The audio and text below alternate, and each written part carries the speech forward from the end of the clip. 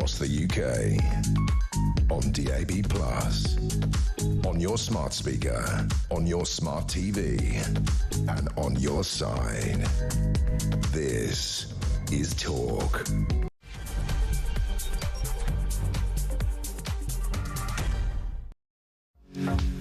Hello there, excuse me, and a very good evening to you. This is Petrie here with you for the next 3 hours, and of course at midnight we have the phone in, and it's your chance to talk back. It's a full hour of just you and me chatting, no guests, nothing else there at all, just you and me.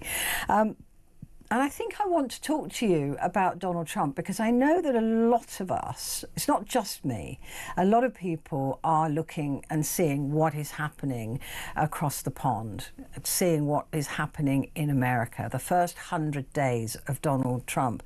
And I wonder if that has made you think more about the politics that you want in this country, in either direction.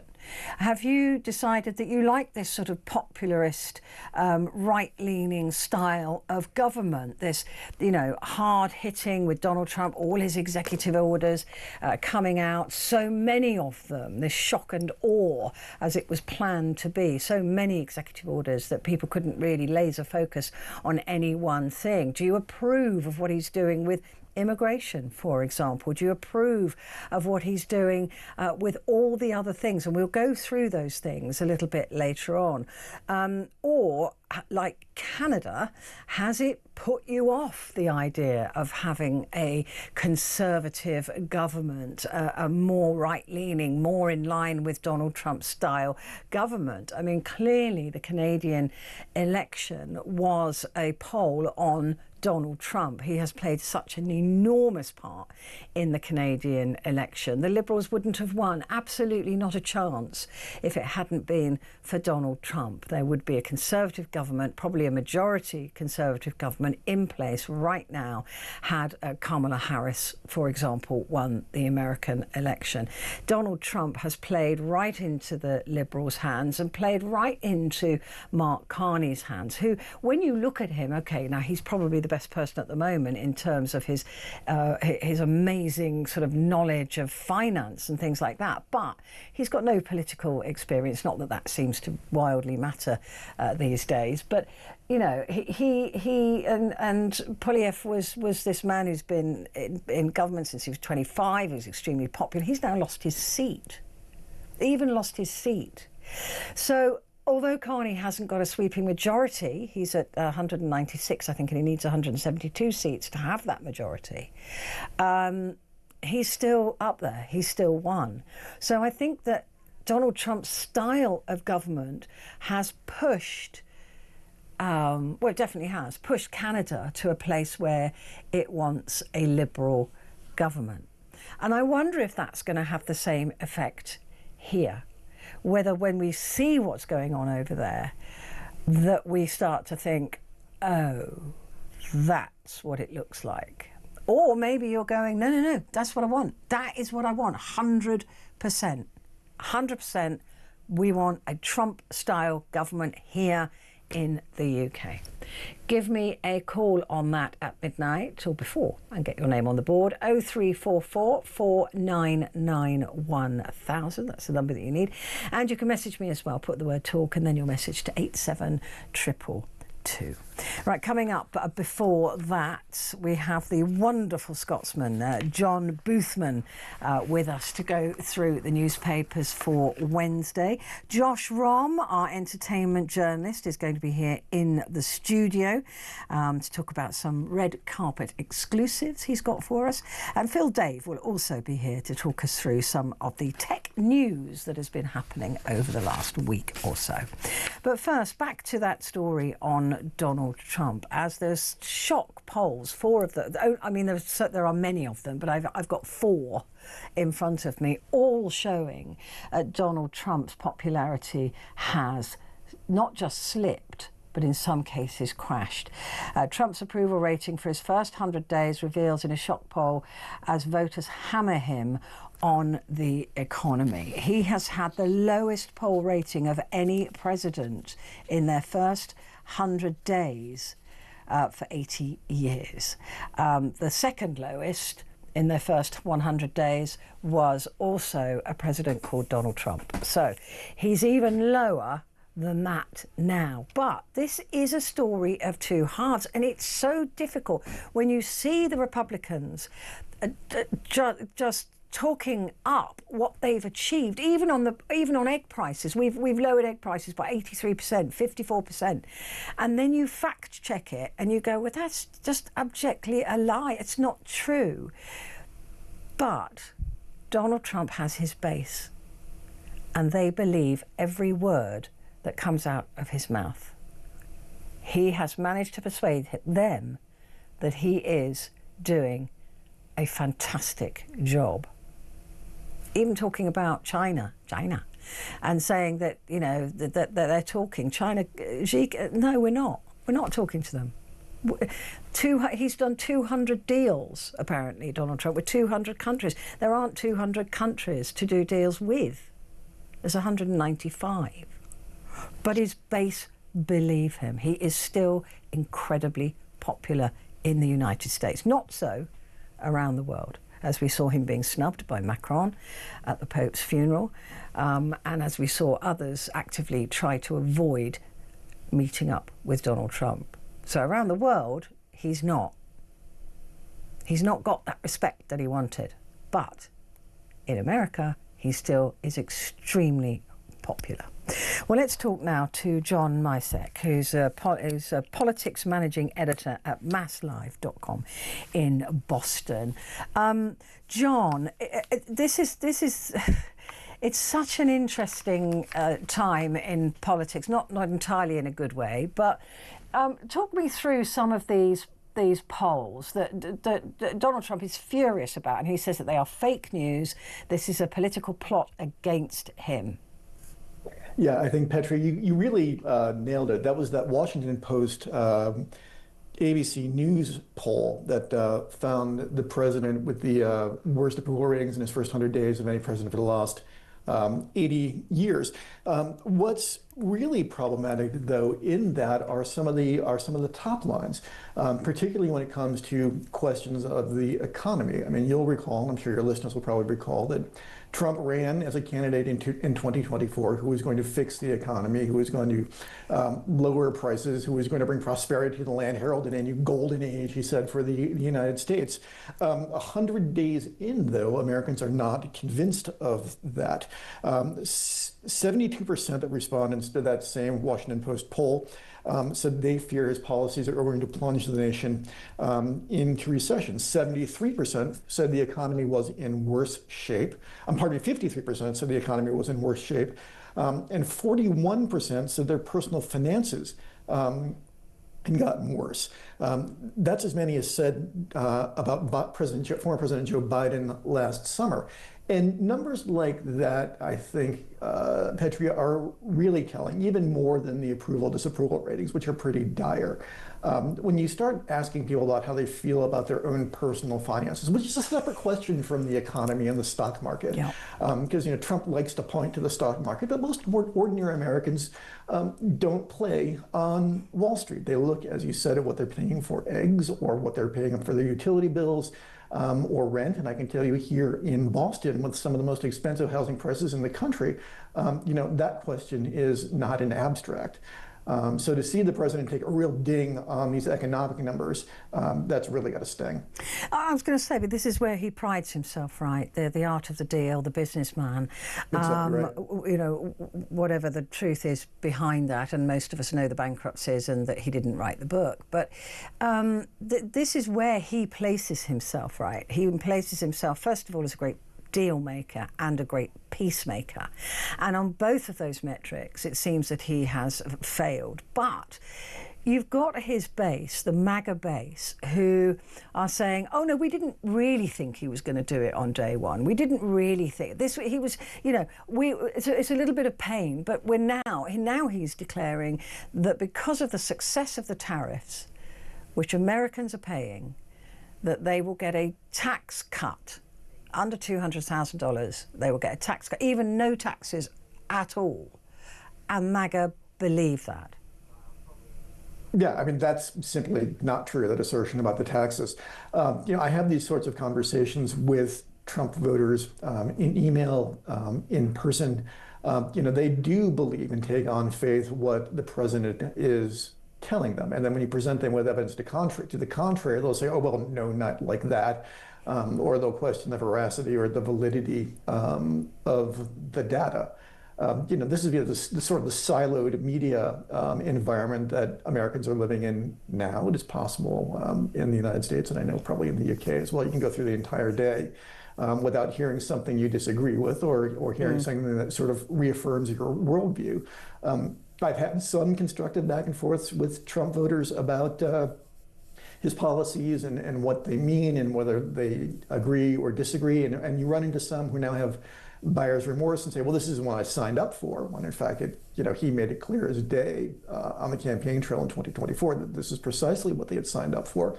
And others are, they are true believers, for lack of a better word, and there is no talking them down from where they are. And that is sort of their right as voters. Absolutely, absolutely. It just fascinates me that the loyalty that he's been managed to garner from a particular cohort of the population, and it's an unbreakable. It's really quite fascinating and impressive. He once said, didn't he could walk down, was it Main Street, and shoot somebody, and he'd still get voted. And I believe that. I completely believe that.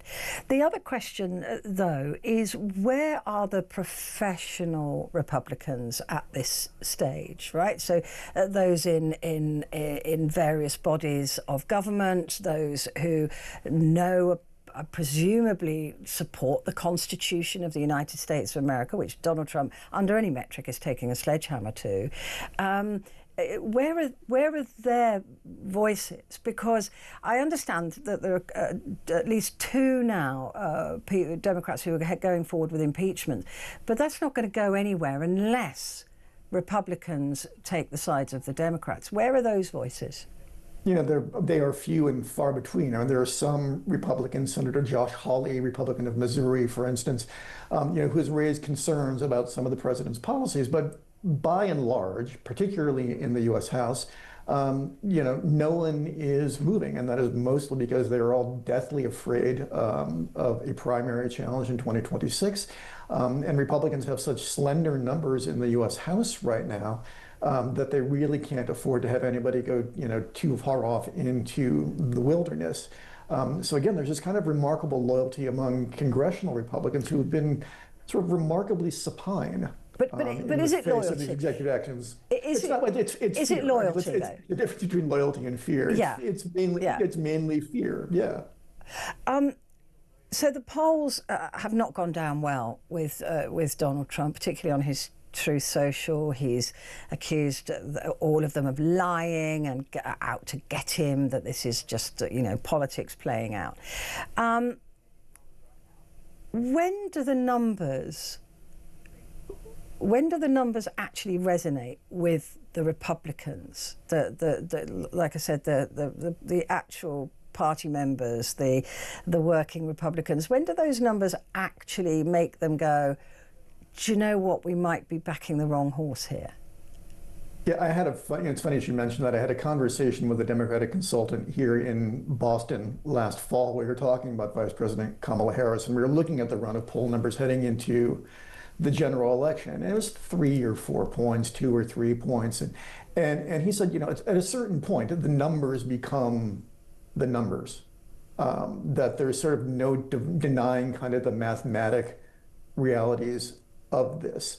Right now, there's 18-ish months until the midterm elections. Yeah.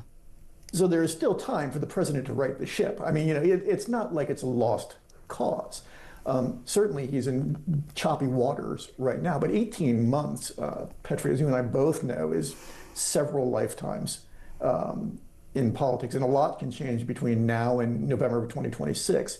If, however, you get into, say, July, August 2026, and the numbers are still the numbers, and Republicans are looking at vulnerable members who are going to get picked off in swing districts, then it becomes a different discussion entirely, because that's when the self-preservation instinct kicks in, I think. But then what do we see? I mean, we have a very a stable way of getting rid of somebody in this country, right? The 1922 committee, votes go in, they're gone. They're gone. Even midterm, they're just gone. It seems to be so woolly in America. It seems to depend on so many different variables, how to get rid of somebody who, if the majority of the country felt that he was, poisoning America, that they could get rid of him. What does happen with an impeachment, even if you've got the swing in both houses? Yeah, I gaze a little longingly at your no confidence votes sometimes in the parliamentary system. We have no such mechanism in the United States. Look, Trump got impeached twice in the House of Representatives. Yeah. Then it went over to the U.S. Senate, and they failed to muster the votes to convict. Even if they managed to sort of swing enough numbers, if the Democrats, say, recapture the House in 2026 and bring impeachment articles forward and actually manage to send them to the Senate, the numbers are the numbers in the Senate, unless something happens in 2026, and then we'll be back where we were in 2021 when he got impeached after the January 6 attacks. The other thing that I find fascinating about this government, that you have at the moment, is that well, first of all, the communication style, which is horrendous. I mean, just horrifying on any level. But also the sort of knee-jerk reaction that we witnessed today. So there was a rumour, presumably, that Jeff Bezos and Amazon were going to highlight on the Amazon website the differential in price that Americans will now be paying by marking what the tariff cost was, the import duty, if you like, for that good. Mm-hmm. And Caroline Levitt goes straight up on the podium and says, first of all, that this was a political attack, and then describes Bezos as a Chinese propagandist in the most damning way, right? Oh, by the way, look at him, he's this. And then, 20 minutes later, or however long it was later, Donald Trump speaks to Bezos, and it's all fine. But that's still been said about Bezos, that you can't take stuff like that back.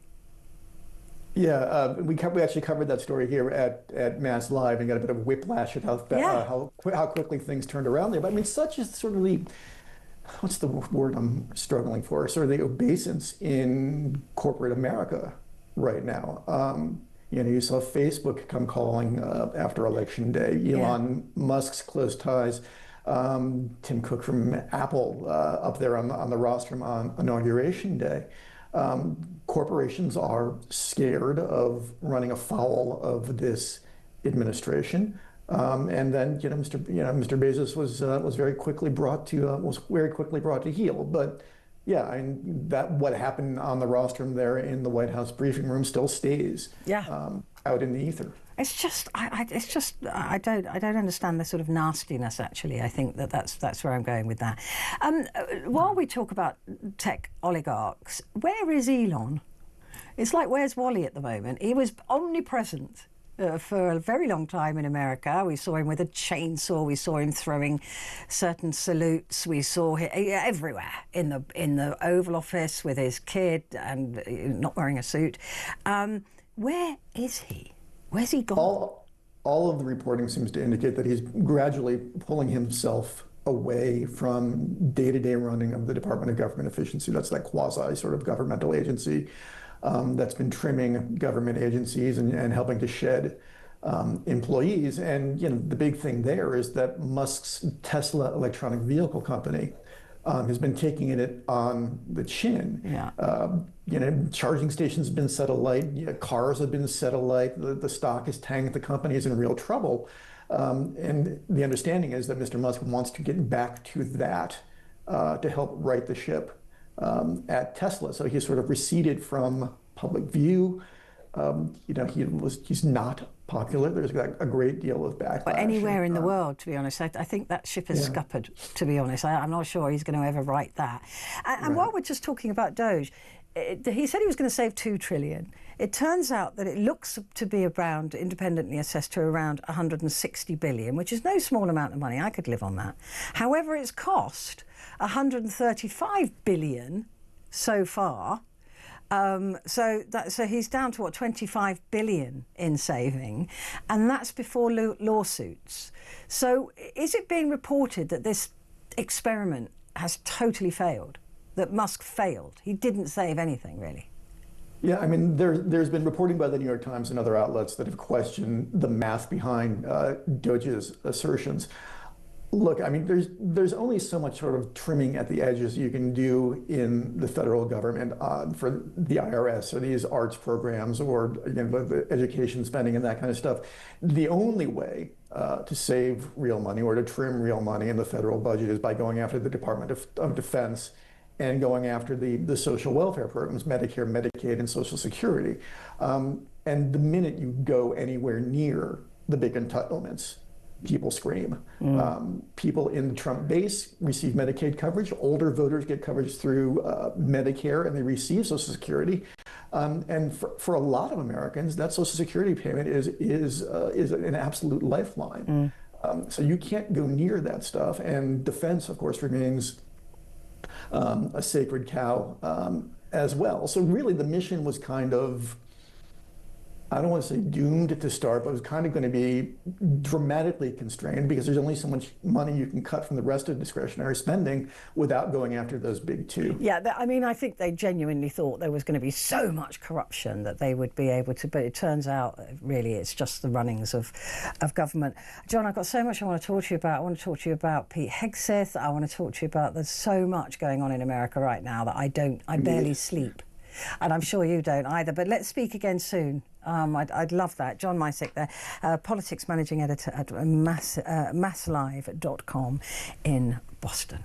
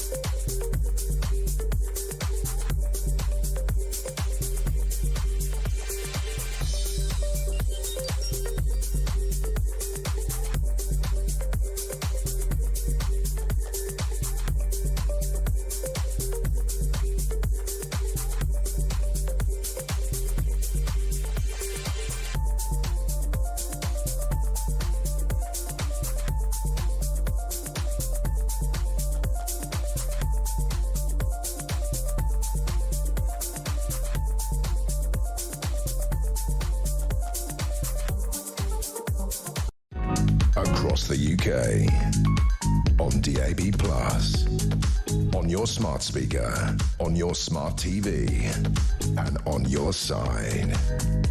This is Talk.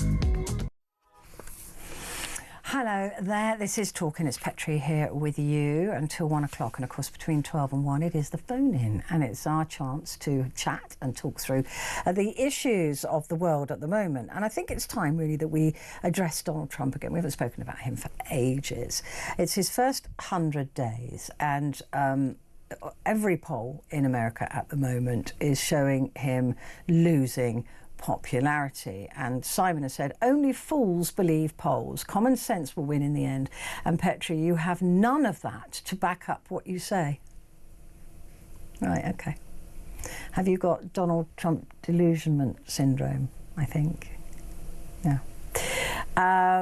China downfall and Deep South are the targets. He is for the people. He is for the very, very rich people, for the 1%. If you believe he's for the people, seriously, you have nothing to back that up for. Show me some evidence that he's there for the people.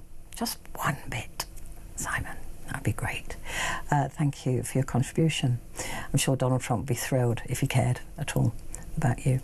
Right, but coming up, we're going to be talking about this. Do you want this kind of politics here in the UK? Or like Canada, has what's happened in the last 100 days put you off the idea of this style of politics, this really brutal, fast-paced disruptor, if you like, of the American way of life?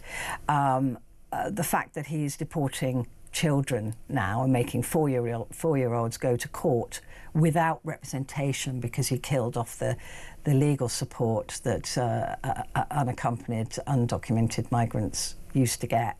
They're now in court on their own. 4 years old, Simon. Nice. You know, is that what you want to see? I know so many of you got, oh, let's deport them all. I mean, I don't know who you mean by that. If you mean by the illegal migrants that come here, you know, there will be due process at least. Or don't you agree with that?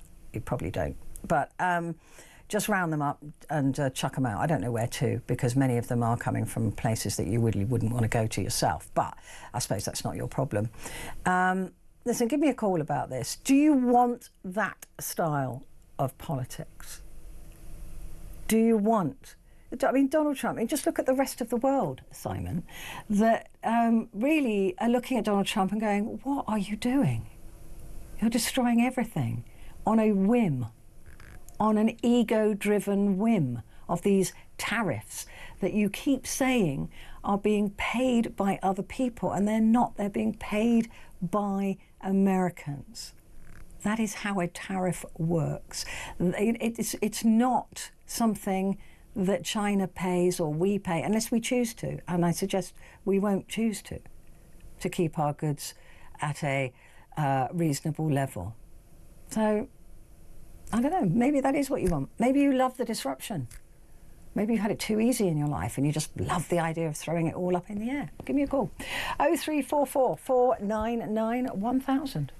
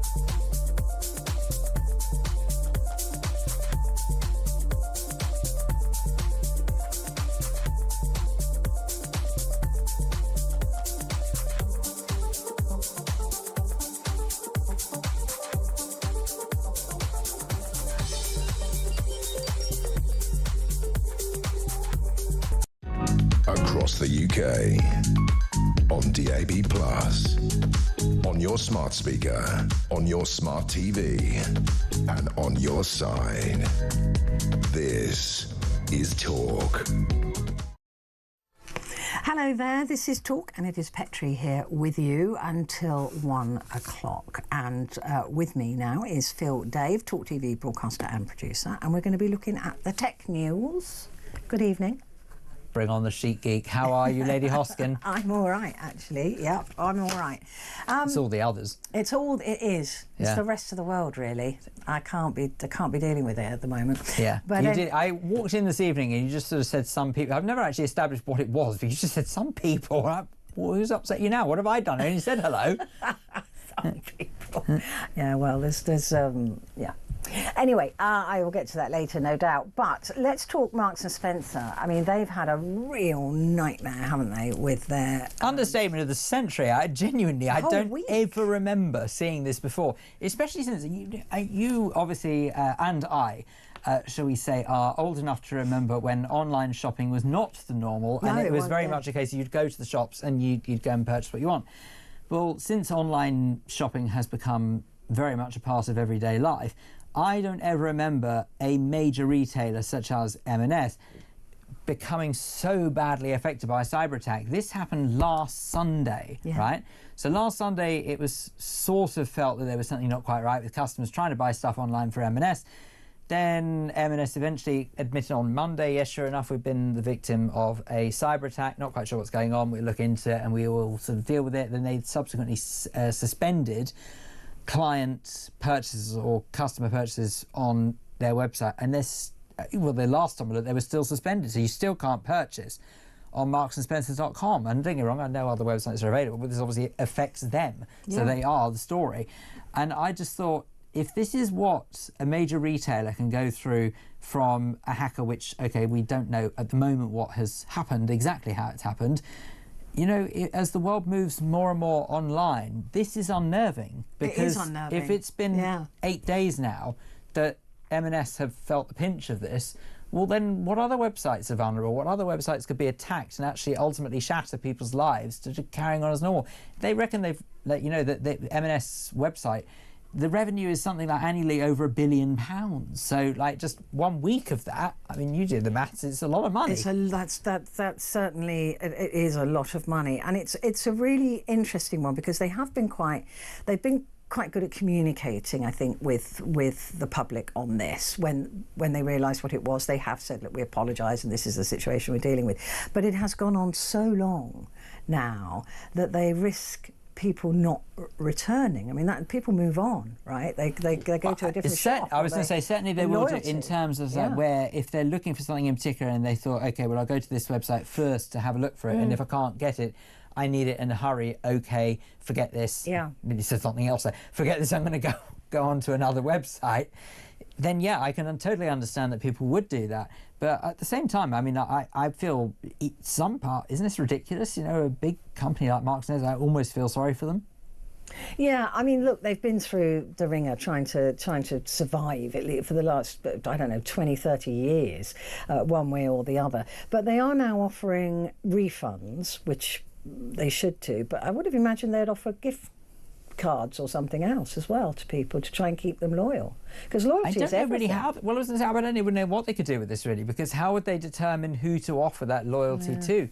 Because the truth is, you know, sort of if you can't have tried to purchase something on marksandspencers.com within the last few days, certainly, because they've stopped online ordering. So they can't even turn around and say, okay, well, you tried to purchase this and therefore we'll give you something. So maybe they'll have something that people can just apply to, but how would they find out if they're telling the truth or not? I don't really know. It's very disturbing, to say the least, because all that was going through my mind, and it still does, is I think that online everything is just normal now. And if a major company, which, let's be really clear about this, a company like Marks & Spencer's wouldn't just have your bog standard antivirus. They would have proper... No, they do. They would have proper full-on security. This is a real serious breach.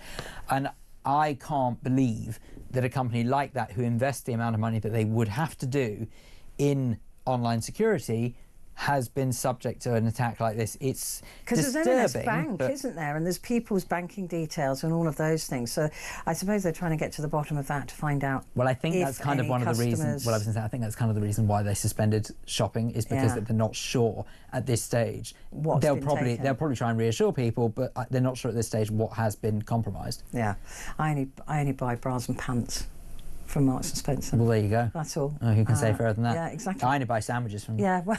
So, don't get those two confused, for goodness sake. Don't get those confused. Let's have a look now at a wearable device tracking individual cells in the bloodstream. Okay, so you know how I admit it, I'm mildly obsessed with technology helping the world of medicine. Okay, it's always been my thing. But I think this might be one of my favourite inventions ever when it comes to that. the MIT, the Massachusetts Institute for Technology, the researchers there have developed this wearable device that they call CircTrek. And it is, as you rightly identify, able to track cells in the bloodstream in real time. So it offers a major leap forward in basically non-invasive medical monitoring. And it got me thinking as to wondering whether or not it was possible that this could someday prove to be an alternative for some blood tests. Wow. Because I suppose if they're able to narrow it down to the single cell in the bloodstream through wearable technology, which, by the way, if you are watching, I apologise, if you're listening only, this doesn't make much sense, but if you think along the lines of a smartwatch, it's basically one of those. So think of like wearing a smartwatch, and then that's the device that can ultimately monitor single cells in the bloodstream. But how? Because it doesn't penetrate the skin, presumably. It doesn't, no, but I think I'm not 100% sure whether it's based on AI or whether or not it is actually just sort of, if you like, educated guess, program educated guess, but it has the ability to learn where the blood cells would travel to based on, I suppose, the time when it's recorded by the device to where statistics tell you it would end up, and then subsequently sort of start, it would say, right, okay, well, let's say if it's been 3 hours since I monitored it here, it must have made its way to here, or something like that. It's very impressive stuff, to say the least. Yeah, well, it's very... And I'm going to level with you. As much as I love technology, this is way over my head. It's an awful lot of science. This seems to be here. the stuff of science fiction. This is like Star Trek when they sort of wave that wand over people and repair bones. But it absolutely is. But also think of it like this, if you will, is obviously if you think of something along the lines of leukemia, which of course is, to those who don't know, is cancer of the blood, and you imagine the ability to monitor individual cells. Let's just say this technology eventually is developed to such a degree where it can identify every single cancerous cell in the bloodstream. And how amazing would it be to think that that's a brand new way of treating and catching and ultimately curing leukemia. I don't know if it is at this stage because it's still very early days. It's seriously early days. It's still in testing phase at this stage. But just think this is a step in that kind of direction, and it's mind-blowing. What kind of brain thinks about these things? It's amazing. Well, not mine. My brain can talk about it, but it can't. No. I mean, I say talk about it. It talks about it vaguely, but it's amazing. And I'm so. I don't know about you, but I know this is going to sound a little bit sort of like Pollyanna-ish, but I'm so grateful to live in a day and age where we're seeing this kind of progress in technology. Up until not that long ago, progress in technology was a computer that filled a whole room. Yeah. And this is amazing. I know. The speed that we're advancing is quite incredible, especially, I think, in the field of medicine. Totally. And medical equipment. It's extraordinary. Not reinventing the bike, however. Yes. Okay, so, I mean, well, when it comes to reinventing the bike, I mean, you'd be forgiven for thinking, well, what else is there to do? We've had the penny farthing, and then they realised how stupid that was, so then they just made the wheels the same size. Personally, I think there should be more penny farthings on the road, just to entertain us, really. But why? How do you get on top of a penny farthing? It's impossible. I have no idea. People had to take a run and jump. With petticoats, they had to make a run and jump, and that was just the men. No, I know. But it was... I mean, look, thankfully those days are long gone, but the actual bicycle now, you'd be forgiven for thinking there's not much more you could do, but one particular inventor by the name of James Bruton he's a Hampshire-based chap who's a former IT worker, and he's only gone viral on YouTube, amongst other places, because he's invented what's called the ball bike. And ball bike is basically where you imagine, those... I ask you this as if like you and I regularly attend exercise classes, but you know those bouncy, large, almost like space hopper things that you sort of like do exercise. I do remember space hoppers. Yeah, it was a bit like a space hopper, without but more spherical, without the handlebar thingies or anything like a milking cow. But anyway, it was a bit Anyway, but anyway, so it's a bit like that, but without the udders, and on top of it is a platform. The sort of where you have the saddle and the handlebars, and it's spheres that move virtually in any direction in a bid to be a bike without wheels but spheres. With a ball. Basically. With balls. 2 balls, yes. It's quite extraordinary. It sounds dangerous. I agree. It doesn't look very safe, but it's tried and tested, and as this particular viral video would have you believe, if you actually had a look at it, it is quite an impressive feat because it was built... omnidirectional, battery-powered. Exactly. So, in other words, it doesn't just go back or forth. It goes any which way you want. It's a bit like Willy Wonka's elevator. I've always thought that would be a really good thing in cars, because then you could pull up alongside a parking space, turn your wheels round, absolutely, and then just drive shuffle in. Yes, because, well, I'm rubbish at parallel parking. Really bad. I'm quite good at it, unless somebody's watching, and then I can't do it for the life of me. I'm really, really bad. Literally, if anybody's watching, I can't do it. It is no doubt in my mind an act of God that it wasn't on my driving test, because if it was, I would never have passed. It wasn't on your driving test. It wasn't. Well, no. It was. They gave you. There would have been 4 things they would have given you potentially to do: parallel park, emergency stop, 3-point turn, and something else that's escaped my memory for the moment. But whatever it was. Those 4 manoeuvres, 2 of them would have been chosen. Sheer dumb luck. I didn't have the parallel park. And so, as a result of it, that's kind of how I passed. I've been trying to parallel park ever since. It's ridiculous. And I've been driving over about 20 years.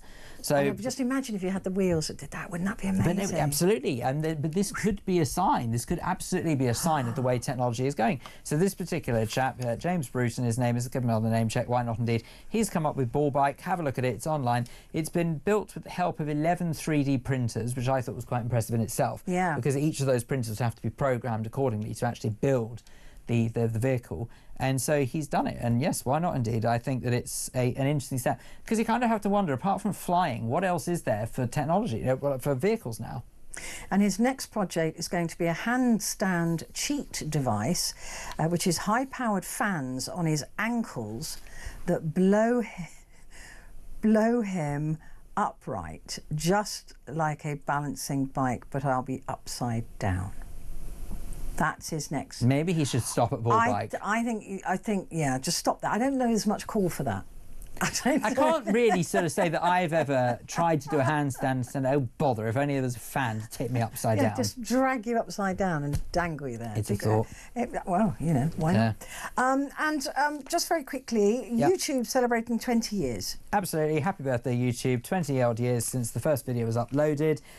They've unveiled some new features, including usage stats, highlighting lesser-known tools as well. So in 2024 alone, over 20 million videos were uploaded daily, right? Whoa. Every single day, 20 million videos to YouTube. Sorry, bang on the desk, that's the excitement. And then also users posted more than 100 million comments each day as well. So creators engaging by basically sort of comments from about 10 million viewers worldwide. But the new features, they include multi-view layout for non-sports content. So they've had multi-view for sporting content, but not non-sporting. And then also voice reply capabilities for creators. All of that's coming in 2025, and also premium users can also enjoy personalised radio stations, not that you'd want to tune into anything other than talk, and also faster playback speed of 4 times, because you know at the moment you can adjust the speed if you want to blast through it, a bit like the way I'm talking at the moment. You can blast through it for about 1.5, 2 times the speed, or twice the speed. What's the point of that? Well, here's the thing. I don't think there's much point of it when you're listening to something. When you're watching it, I can understand if you've got to skim through it to actually view it. That makes sense. 4 times makes no sense to me at all, because you can barely make out what someone's saying on the 2 speed. Yeah. But 4 speed is ridiculous. But anyway, there you go. Happy birthday, YouTube. Happy birthday, YouTube. Who would have thunk that people's videos would be that special? Thank you very much indeed, Phil Dave, talkTV broadcaster and producer. Stay where you are. Josh Rom is next.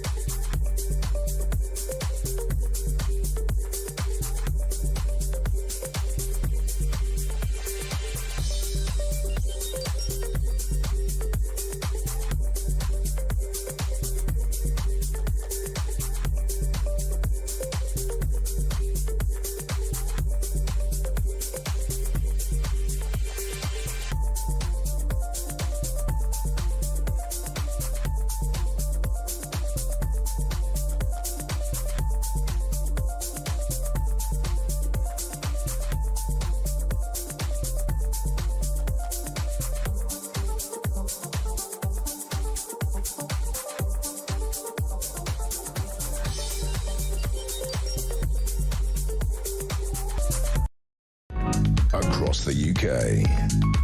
On DAB+, on your smart speaker, on your smart TV, and on your side. This is Talk. Hello there, it is Petrie here with you until 1 o'clock, and with me right now is our entertainment journalist Josh Rom. Hello. Hello, we've got a lot to get through. Yes, we do. I've been very busy. I've been back on the red carpet. Should we get straight in there? Yeah, let's get straight in. Because we've got the new Marvel film called Thunderbolts, right? Which, in my opinion, I know John Hearn will have plenty to say. However, in my opinion, this is the best film that we've had since Avengers Endgame, personally. So the whole of Phase 5 of the Marvel Cinematic Universe, I think this just overshadows it all. It is just brilliant.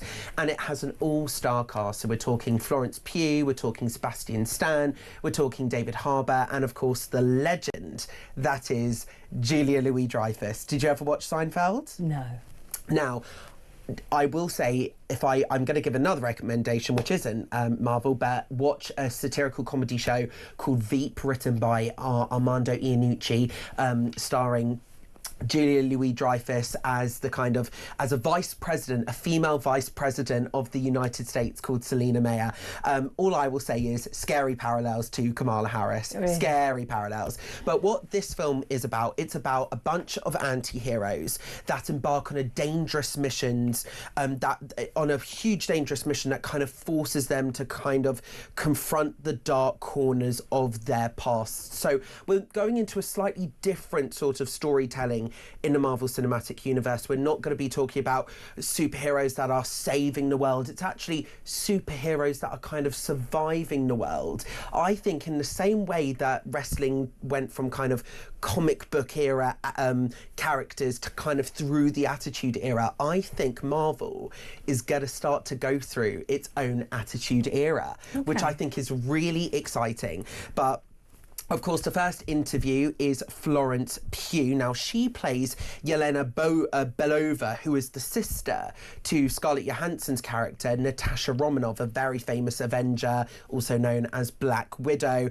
And what Florence does at the start of the film, she does this absolutely insane stunt. It is, she literally just dives straight off the top of a building. It is glorious to watch on screen.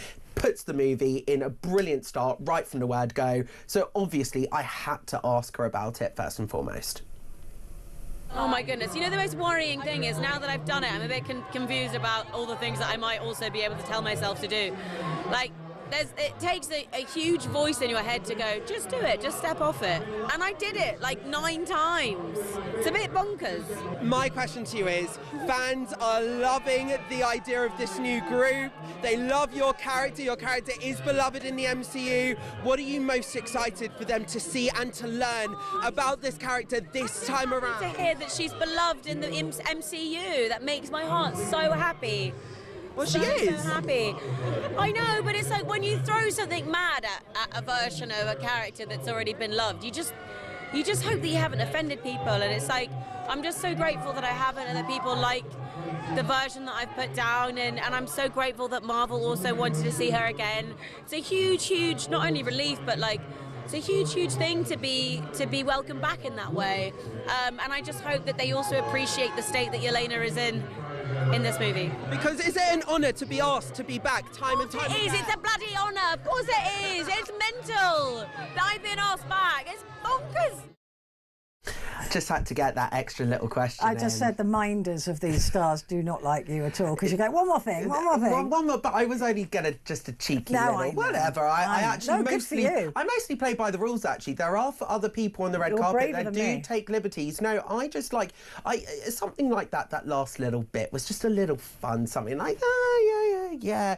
But there was a very funny moment whilst I was speaking to Florence Pugh, because that was at the end of the interview, because just before that clip, Gladiator 2 star Pedro Pascal he's not a part of the film, so he just came to the premiere.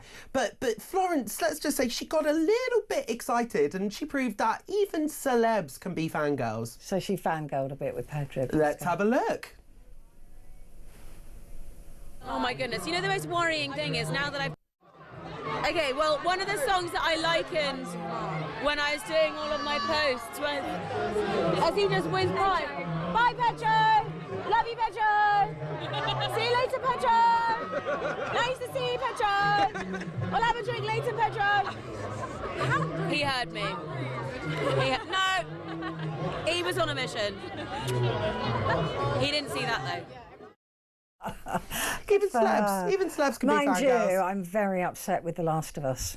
Yeah, I can imagine. I'm very upset with that, but I never played the game, so I didn't know.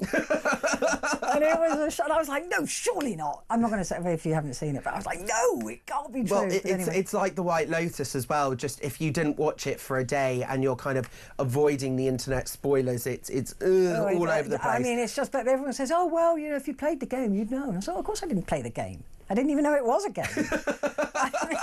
Anyway, it's a great programme, Last of Us. It's very good. And another great programme is Stranger Things, which also stars David Harbour, who is a massive star in this film because he plays the Red Guardian, Alexei Shostakov, who is the father of Florence Pugh's character. So he was basically the Russian the counterpart to Captain America, who's now basically a bit of a washed-up has-been as well. But David provides some hilarious comedic moments with his Russian accent in the film. So my kind of question was, well, did he take the accent with him offset? Here's what he had to say. No, I don't, because nobody wants me to. Everyone's like, drop it, Harbour, drop it. No, it is a funny accent. It's very tricky, and you know, sometimes I feel like I nail it, and then there are other days where it really does drift into this, you know, kind of northern Italian something. I don't know. It goes down from Russia. I guess it gets a little more tropical. It goes down and takes a vacation in Italy for a while, and then you got to have the dialect coach come in and be like, let's, you know, quit it with that. So yeah, I do my best. It sounds as though you have such a creative mind in this and a creative process. You know, your character is so beloved by fans. What are you most excited for them to see and to learn about this character this time around? Well, I mean, I'll tell you what, this whole movie is, I love this movie. But the great thing about Red Guardian in this movie is you'll see him be extremely tragic and hilarious, I think, in the beginning. And then you'll see, I think he'll get to you, he'll move you at the end. Because I think we all go on a journey that is pretty deep about loneliness and about purposelessness and about, you know, a bad mental state. And I think I'm really interested to see if I'm able to make you go on that journey, if you're able to not just find him funny at the end and find him sort of moving. That's my hope. I'd like to have heard the accent. I'll have to wait for the film. Well, you'll have to wait for the film, I'll have to wait for the film. That's coming out on Friday, May the 2nd, Thunderbolts, with an asterisk. It's a bit of a twist there, but the last person that I spoke to on the red carpet was the legend that is Julia Louis-Dreyfus, who played Elaine from Seinfeld, and of course I mentioned earlier Selena Meyer from Veep. In this, she plays the CIA director Contessa Valentina Allegra de Fontaine, who inadvertently brings these anti-heroes together in this kind of new group in the Marvel Cinematic Universe. And this is kind of her first big feature film in the franchise. And I said, well, you know, maybe you could get involved in another franchise, maybe The White Lotus. The White Lotus. I'll take any franchise that's good. I'm totally up for it, for sure. I have loved you for so long. I've loved Selena Meyer in Veep. I loved Elaine in Seinfeld. Do you love playing these kind of morally ambiguous characters? I love it. I can't get enough of it, yes. Although I would argue this character is actually quite different than the ones I've played before, you'll see, but yes, I love it. What is it? I was going to say, what is it about those characters that you just love and thrive off in particular? I think these characters are complicated, and I like complicated people. I like complicated people in entertainment and in life. Yeah. In life as well. So you were a bit fanboyish there, weren't you? I was totally fanboyish. It's not even a little bit. Not even a little bit. And all impartiality just went completely out the window. Straight out the window. Just before you go, there's a documentary coming up about Holly Willoughby, isn't there? The Plot to Kill Holly. So I'm in the documentary. Oh. It's coming up on Thursday on Channel 5 at 9 p.m. The Plot to Kill Holly Willoughby. It's a really interesting documentary. It's different than the usual kind of Channel 5 documentaries on the royals or places to go. This is very much a true crime documentary, and it looks into who Gavin Plum is. That's obviously the man that was convicted of the plot to kill and murder her, and it kind of looks at the human element behind the story as well. It's not just Holly Willoughby as this kind of TV figure. It very much emphasises, doubles down on the human element. So a very, very interesting watch. Yeah, I know that she refused to be part of it, but I wonder if she'll... Well, her team did offer to fact check it. And that's what I know. That's what the director told me when I was filming it. And it was very much emphasis on this is a sensitive piece. And watching it back, it is very much sensitive. And it makes you realise why she put her career on hold and to take care of her family. Horrific for her. Josh, thank you very much indeed for all of that. So don't forget Channel 5 to watch that. Stay where you are, and I'm back with John Boothman.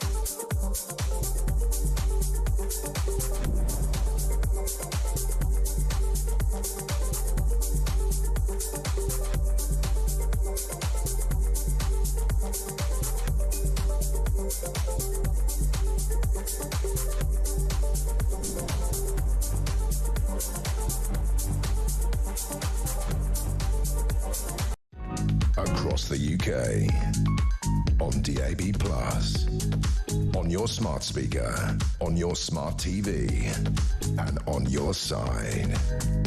This is Talk.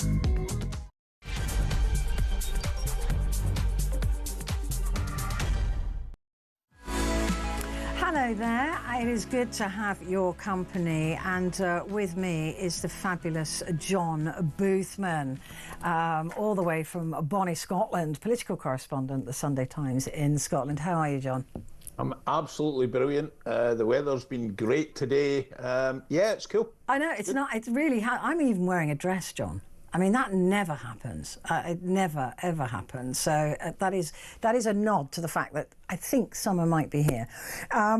Let's get down to business. And what I'm talking about at, a little bit later on is going to be the 100 days of Donald Trump. And I know, obviously, as a political animal yourself, you will be looking closely at this as well, as the polls that come out are saying that he is losing popularity, not with his base, and I can attest to that because there are people who are having a go at me because I don't agree with them on Donald Trump, because they like free speech as long as it's only the free speech that says what they want it to say and not somebody who doesn't agree with them.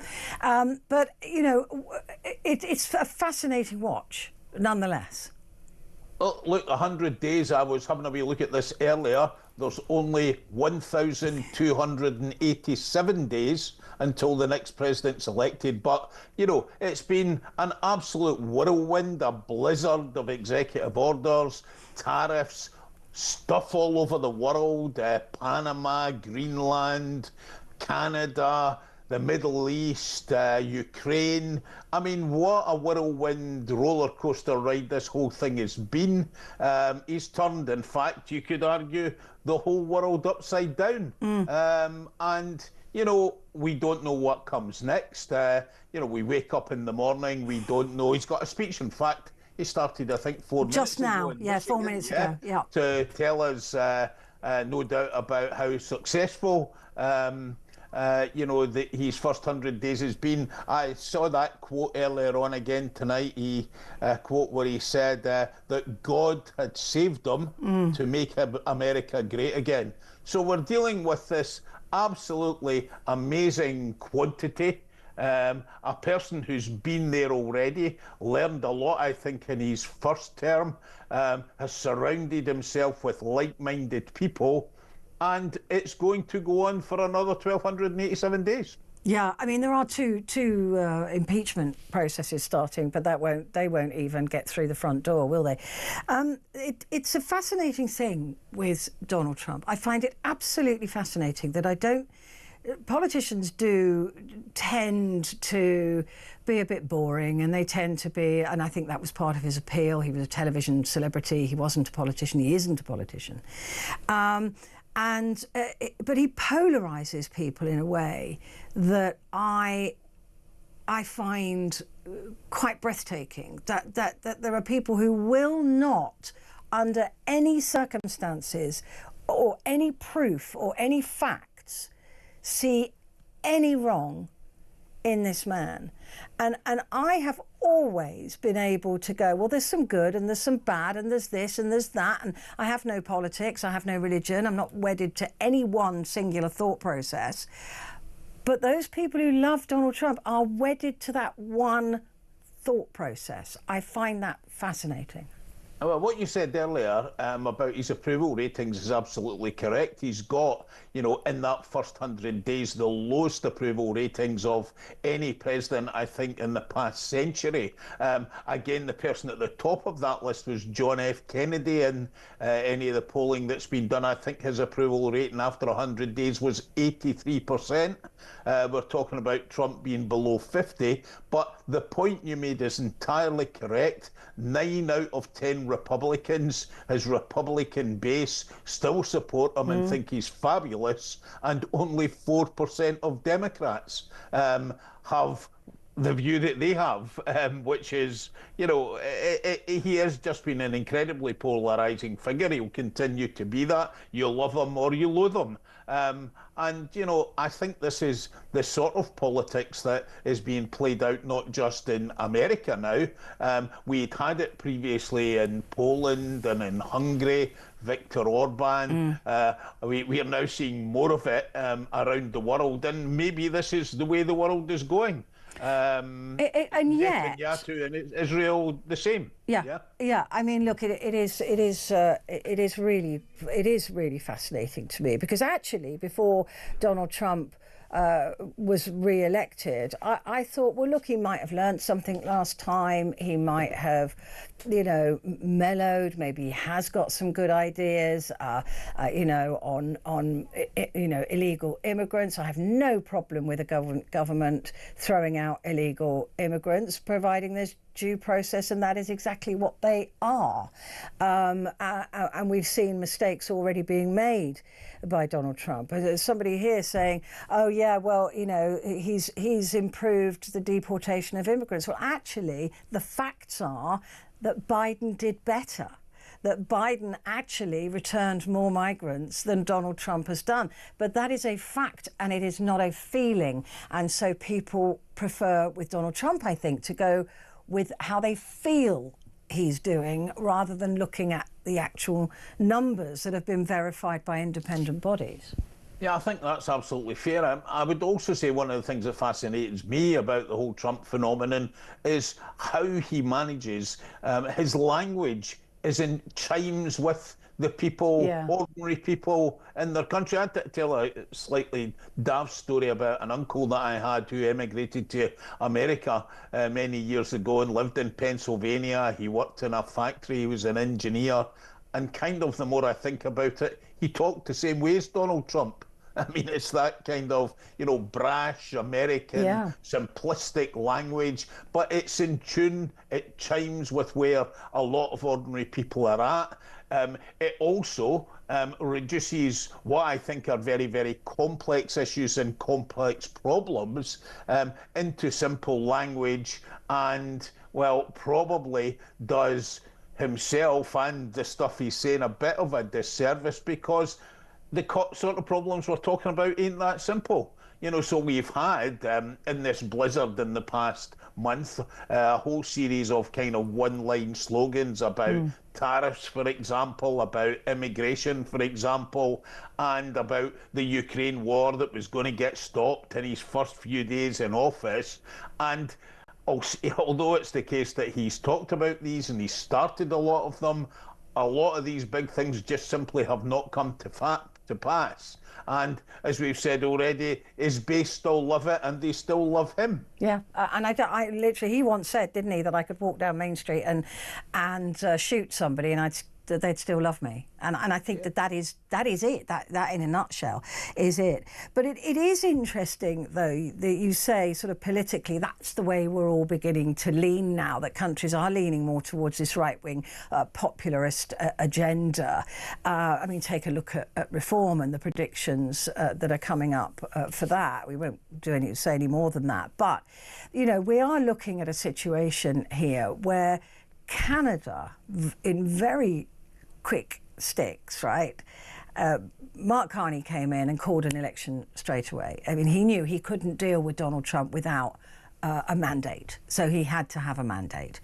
And Canada rejected following the path of Donald Trump. This was as much as a poll on Donald Trump as anything else. Canada was heading right towards a right-wing conservative government with Pierre Poilievre, who was very close to Donald Trump. They've denied it and said they're not friends and all that kind of thing. I think that was just for the election. But he was very much leaning. He was seen as a Trumpite. Trump thought of him as such as well. But Canada rejected that. And that, to me, is also interesting, because they were a 25-point lead. I mean, that is a massive lead. And Carney and the Liberals, having been incredibly unpopular, been in power for 10 years, have turned that around. So that fascinates me as well. Is that a rejection of the 51st state thing, or is that a rejection of this right-wing popularist form of administration? I don't know if it's an either or. Look, these things are complex. I think it's a bit of both. You know, I mean, as late as yesterday, Trump was still talking about the 51st state. He was still making, you know, his predictions about the economy in Canada in a tweet that I saw yesterday. You're absolutely right. Basically, Carney won that election, but Trump won it for him 2 months ago. Nobody would have predicted, nobody would have predicted anything other than a Conservative victory. Now, Carney's won. He's not got a majority. He'll probably have to make some kind of deal with the Bloc Québécois, so he'll be in government. But as you rightly say, a Liberal government in Canada that had completely run out of steam under Trudeau, we've now got a situation where where that's them won the election. It's the 4th time in those 10 years that they've won the election, and he's going to be in power. And again, you know, what a remarkable rise for a guy who was, well, is a political rookie. He's never stood an election in his life. Yeah. He was the first governor of the Bank of England who was not British in 325 years. And that was only 5 years ago. He packed it in. So it's absolutely amazing that he's won, but all on the back of the statements that Trump made. He led to a place where Carney was able to galvanise a huge amount of support, frankly, round about the Trump agenda. And, well, he's won the election. So, again, there's maybe some lessons in all of that for, you know, political parties, not just in this country, but in other places. You know, there's... In every political situation, for every action that somebody takes, there's a reaction. And that's what's happened in Canada. Yeah. And, you know, we need to play this out. Look, the other bit of this, right, and this is something that I think is, you know, almost universal round about Western democracies, is just a whole load of previous attachments that people had to traditional political parties are kind of like starting to, well, not starting, they're loosening a lot. You know, you see here, I saw Professor John Curtis saying yesterday that, you know, the two big parties were fighting for like 45% of the vote. Anytime I talk to people, you can usually divine that, you know, for in the past they've voted Conservative, probably, you know, for many years, or Labour or SNP in Scotland, whatever it might be. But all those ties are starting to loosen. All those attachments are starting to go. And that's one of the reasons that populist parties start to grow. There's a great feeling, and I think this is what's happening in England with reform, and it's starting to happen a bit in Scotland with reform, where people, and I've probably used this great Scottish word before, are scunnered by all of the political parties, and they are looking for something else. And the something else that they're looking for is not simply another mainstream party that says the same things with the same kind of agenda. They're looking for somebody that can give them a bit of hope, who they think, though, can get things done, and that's absolutely critical. Things that things that can be achieved, things that can be sorted. And they look in other places, and that's one of the reasons they've looked to reform. It's again, I think I might have said this before. One of my Conservative friends described reform to me as being not like a traditional political party, but being a dark energy, was what they described it. And that was quite interesting to me, because they are able to hoover up that energy. They're able to hoover up votes, not just from people who are disillusioned with the political system, but they can take votes from all the different political parties. Hence reform, although they, you know, have been taking more votes from the Conservatives than anybody, they're picking up a lot of what you would call old working class votes from Labour. Even in Scotland, they're picking some votes up from the Nationalists, you know, because there's still a group of people in the Scottish Nationalists who, although they're in favour of independence, would be in favour of things like Brexit and stuff. So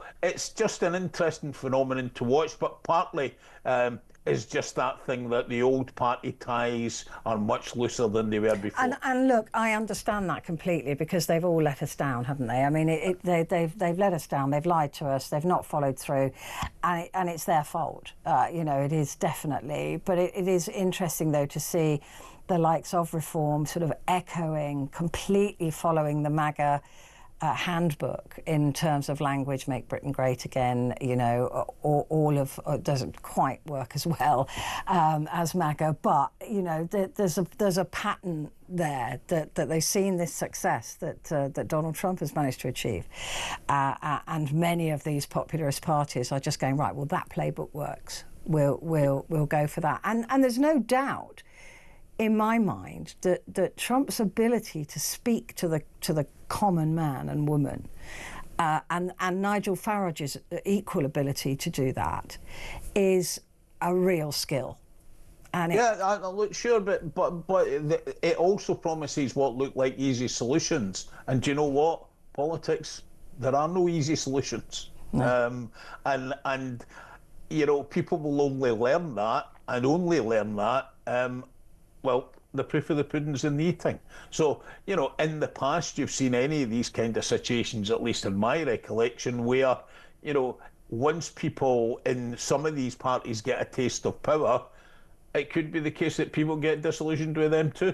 Yeah, well, you know, it's already starting to happen in America, but I don't know whether his base will ever crumble. I think it'll have to be a few steps further for that to happen. John, let's take a quick break before we come back and have a look at the Times.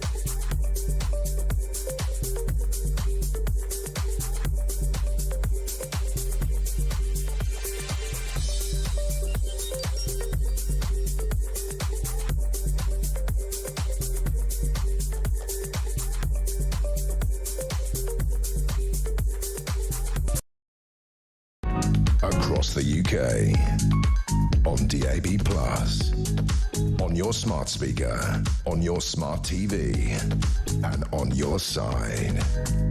This is Talk. Hi there, this is Talk, and it is Petrie here with you until 1 o'clock. And with me is John Boothman, who is taking us through Wednesday's newspapers. John, the Times, if we can. Net zero is doomed to fail, warns Tony Blair.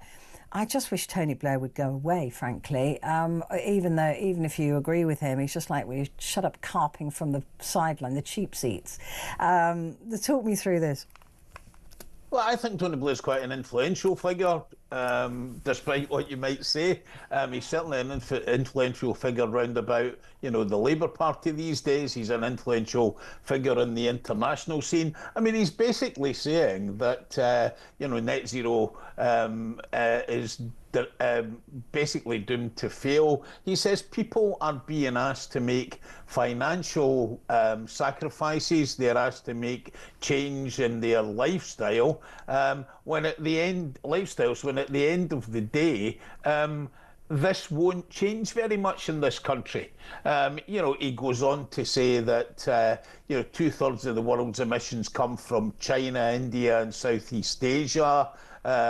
They're going to continue to increase. So I have to say, I think there's kind of, it's not an unreasonable view to say that. You know, no, and I do think that this, you know, the sort of almost religious air that this net zero has is ludicrous, and that you mustn't dare say anything because that means you don't believe in climate change. And I do believe in climate change, and I do believe that human beings are having an impact on that, although the planet continues to change. But I also do think that this drive for net zero in this country, and heat pumps and all that nonsense, and not being able to buy a gas boiler, and, you know, what are people in high-rise flats going to do? They can't put a heat pump. Do you know what I mean? It's just nonsense. It doesn't stand up to any scrutiny, this. Well, look, there's also, you know, big economic questions about this, about how much oil and gas we take out of the North Sea. And if we're seeing the Chinese doing what they're doing, if we're seeing the Americans under Trump digging more coal, fracking, you know, in order to get shale gas and oil. We can see them extracting more and more oil in America. We see what's happening in the Middle East and with the Russians. Britain makes a small contribution to any of these worldwide targets. And I think Blair's sort of saying, look, you know, maybe we need to think about this again. I mean, I'm interested in this subject about oil and gas in particular, and how important it is to the Scottish economy. I look northwards from Scotland to a small country like Norway. Norway, under a Labour government, last year, I think they granted an extra 200 licences to drill in the North Sea in a different bit for oil and gas in order to bolster their economy. Yet in our economy, you know, we're having a big fight about licensing, you know, anything extra other than has been licensed since the Tories left office. Now, given the state of the economy, given that economic growth is a priority for us, although there's big strides being made in renewables and wind turbines both onshore and offshore, it isn't replacing, both in terms of the wealth of the country, but also in terms of employment, the numbers of people who've been involved in oil and gas. So I think it's quite an interesting warning from Tony Blair. I just wish it wasn't coming from Tony Blair, because he annoys me. He just he will not shut up. You can argue that. He was somebody who was one of the more successful. Put it this way, I would rather have seen Tony Blair and Gordon Brown in charge, right, than seen perhaps what we had, well, certainly post-Cameron, I would argue. Yeah, well, I don't know. I just think he's just like a buzzing fly. Just go away. Just go and earn your millions and shut up and let somebody else have the sensible conversations. And it's interesting that this comes at a time, of course, when we saw that massive power cut that wasn't it wasn't a hacking or anything like that. It wasn't a cyber hack in Spain and Portugal, and that's been laid at the feet of their drive for net zero green energy. Well, I don't know. I think there'll be more to come out. I have no idea what exactly caused that gigantic outage in, you know, bits of France, the whole of Portugal, most of Spain. And that'll be interesting to see. There might be lessons in that for all of us. You know, we've already got ourselves into a place, it's only a few weeks, and of course it was on a completely different scale, where we had the big carry-on at the airport because of you know, what happened to the power supply going into that. What it tells me is that, you know, we ain't very well prepared for any of these things, that perhaps we need more backup systems in order for things to work, but that's the state we've allowed some of the infrastructure in our own country to get to. But yeah, the lessons of the last couple of days might provide lessons, you know, from Europe for us. Yeah, it might do, might well do. The other story I love on the front page is pupils say toodaloo to playing the recorder. Did you play the recorder at school, John? No, I didn't. But I'm going to tell you a funny story. I've got a picture on my wall. My daughter and my son went to the primary school over the back, and one of the things that was introduced when they went there was not the recorder, but tuition and playing the chanter. And for many, many years, my daughter and my son learned to play the bagpipes. No. Now, that's something that's it's grown a bit in Scotland. It used to be almost exclusively the preserve of private schools in Scotland, but actually it's something that's had a big revival. And not only, you know, was it good for the kids in terms of their musical ability and their interest in music, it spawned a whole series of things in the local community, because the band was playing in competitions. They had to get proper gear, money had to be found to buy bagpipes, they're pretty expensive, and in this local community where I live, it's been an absolutely fantastic thing. The parents are all involved, the kids practice a couple of times a week, they go to competitions not just in the UK, but they travel abroad, and it's been a brilliant thing. Sorry, getting back to the story in the paper, I think it's a bit of a shame, right, that's actually, you know, an introduction to music is a fantastic thing for primary school. It's not good for, I mean, it can't have been fun at home though, John, with the kids practicing their pipes. I mean, when I used to practice my recorder, I think my mother used to throw things at me. Well, it's kind of, well, if you think the recorder's bad, playing the bagpipes, the noise of the strangling of the cat, is kind of... I love the pipes. You need a big house. Yeah, thank goodness. Because I just remember with the recorder, and you wanted to get up to play the descant recorder, I think, which was the big one.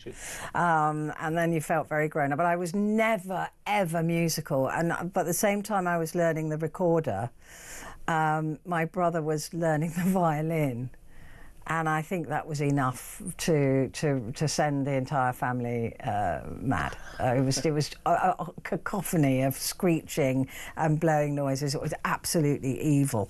But I think it is a shame that because it was a rite of passage getting your recorder and taking it home. Yeah, absolutely. But, we have to be careful with a lot of these things. I think, music tuition, for example, in schools is something that's probably on the way down rather than the way up. And I just think these things just should be preserved. They're brilliant for kids. They're brilliant, just for their learning, for their appreciation of culture, and it leads them into all sorts of avenues when they get older. Yeah, no, I agree with you. I think it's really, really, really important, actually. Although I'm very pleased that my son showed no interest whatsoever in any music lessons, because I didn't have to put up with that. Let's take a break, John, and come back and have a look at The Guardian.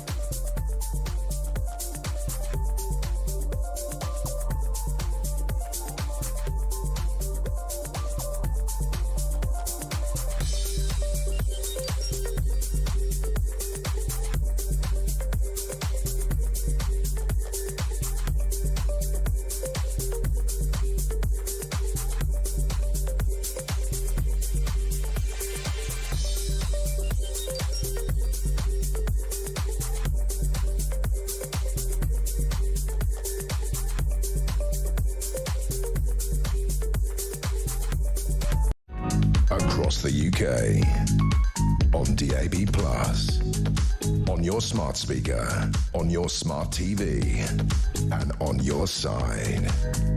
This is Talk. Hello there, it's good to have your company, and with me is John Boothman, political correspondent at the Sunday Times in Scotland. The Guardian, John, Trump makes trade deal with the UK a second order priority, officials say. They're saying that we're a bit down the queue when it comes to making a deal. Yeah, basically the Guardian suggesting that there's three different levels of priority for the American administration in terms of deals that they make, that we are in that second group rather than first group, which will probably annoy the UK government. That having been said, I think probably post-Brexit we should realise that getting trade deals ain't easy and takes quite a long time, because that's quite complicated too. It goes on to say, however, that Britain is already making strides in deals with both India and with the EU, and actually that latter deal with the EU is something that might hamper a deal that we could make with the United States, because the United States would want to make a deal that has access for its various products to the UK, which might mean, for example, that we lessen some of the environmental and food standards that we have in order, the famous old story that we all keep talking about chlorinated chicken. But the thing is, John, that if we do that, then the EU won't buy any products. If we sell a chicken pie, for example, to France, they won't take it for fear that in it is the chlorinated chicken. Even if we said, look, there isn't chlorinated chicken in it, they've said quite emphatically when this was talked about before, if you lower your food standards to buy American lower food standard foods, we will not buy any of the products from you. So that is a really big danger. Do you think that Keir Starmer is going to have to choose? Well, look, I think it strikes at the heart of the dilemma that Keir Starmer actually faces. I think you're right. The fact is he's managed so far to get away with, I suppose, riding two horses at once. And a choice needs to be made between the Americans and Europe. We've already cut ourselves off from Europe by Brexit. We've now got this difficulty with America, about the tariffs that we've been talking about for the past few months. So, yes, I think a choice is going to have to be made that, if we go with a deal with the EU, then a closer deal with the EU, then somehow or other that might make things more difficult for the States. But look, again, in all of these things, that there's winners and there's losers, and you can't have all of the things that you want all of the time. So that is a choice, an uncomfortable choice that Starmer's government actually probably faces. I was talking to somebody today about some of these things, and they said we should hopefully get a deal with India that should be big sometime quite soon. Yeah. And again, my interest in that was that might be good for stuff like Scotch whisky, where they've got tariffs in India that prevent exports of what is in effect one of the biggest exports that we have, not just in Scotland but in the UK. So these things can be hugely beneficial, but if we get ourselves into a bind between EU and America and we don't satisfy one or both of them, then it could be big trouble for the UK government, at least trying to get any economic growth at all. I mean, this is the problem, isn't it, as well, John, is riding two horses. It is literally not possible unless you're a circus act, and then not for very long. Because if we're pulling closer to Europe, in terms of defence, which we have to now, we don't have any choice, and I think that's the right thing that we should be doing anyway. If we want to rearm and restock, Europe is saying we're not going to buy American for that. Britain is still saying, well, we're thinking of still buying American. We can't do it. It's not possible. And if we are going to be operating as a defensive bloc, we are, of course, only the one of two nuclear powers in the region. It seems inevitable to me that we will have to side with Europe, not the EU necessarily, but with Europe, both because we're right next to them and because we are going to depend on each other in terms of defence. Yeah, look, you're entirely correct. I mean, but it makes eminent sense to make a deal or make a better deal with the countries that you're next to. People can take a view on Brexit. What's done is done. And, the government is saying we're not going back into the customs union or the single market. But, I think we'll look back in this time in 20 years' time and just say to ourselves, what on earth were we thinking of? We've got ourselves into this, amazing position where we're kind of stuck in the middle. And stuck in the middle when, in the international situation, we would be better being at least closer to a bigger bloc, because I think that would give us, one, more access to markets, and two, there's kind of strength in numbers, and we just don't have that.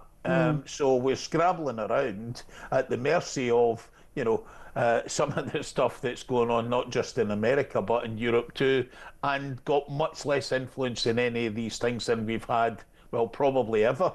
I mean, and also I want to say is, this special relationship that the UK and America has I don't really believe since Reagan it's been there to such a degree, but two nations divided by a common language, whatever you want to say. but it does seem, as Mark Carney was saying about Canada, that those days are over. We're not being prioritised. We're not, we got tariffs put on us, even though we're not in a trade deficit. In fact, America's in a trade deficit with us. Even though, we thought we would escape that because of the invitation by the King, nothing seems to be cutting through. That special relationship, it doesn't really seem to exist. I think you're right in that. I think there's a much bigger problem than that, though, and that's for, the way the Americans are perceived all around the world. America, under Trump, has become, in effect, an unreliable ally to everyone. If Trump is going to treat, the Danes, the British, the Europeans and all of these countries that have been their allies and friends through thick and thin, through wars over many, many, many years, the way they are, how does anybody view them as being reliable going forward, whether it be in economic trade terms or in terms of things like defence and security?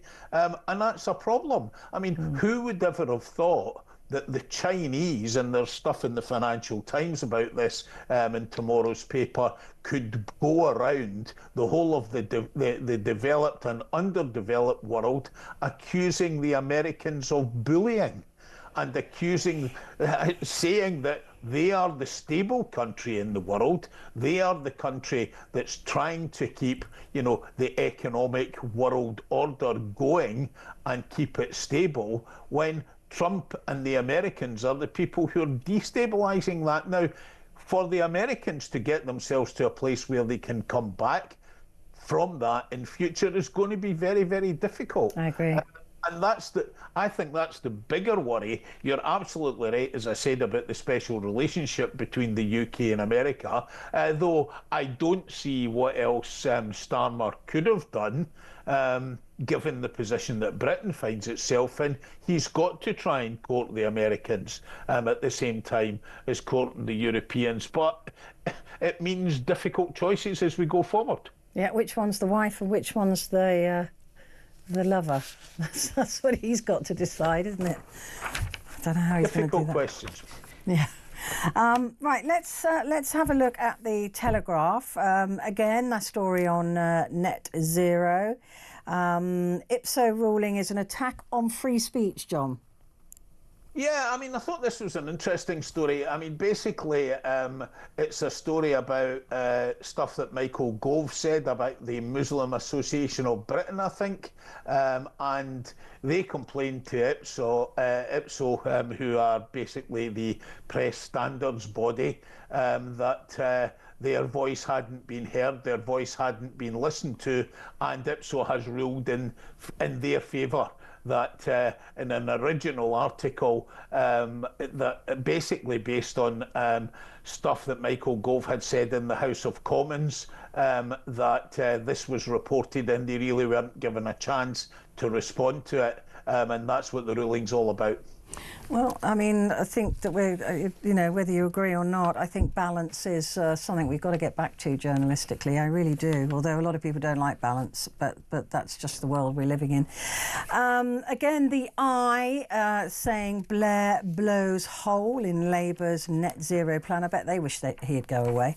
The Sun newspaper, Wills and Kate on Love Island.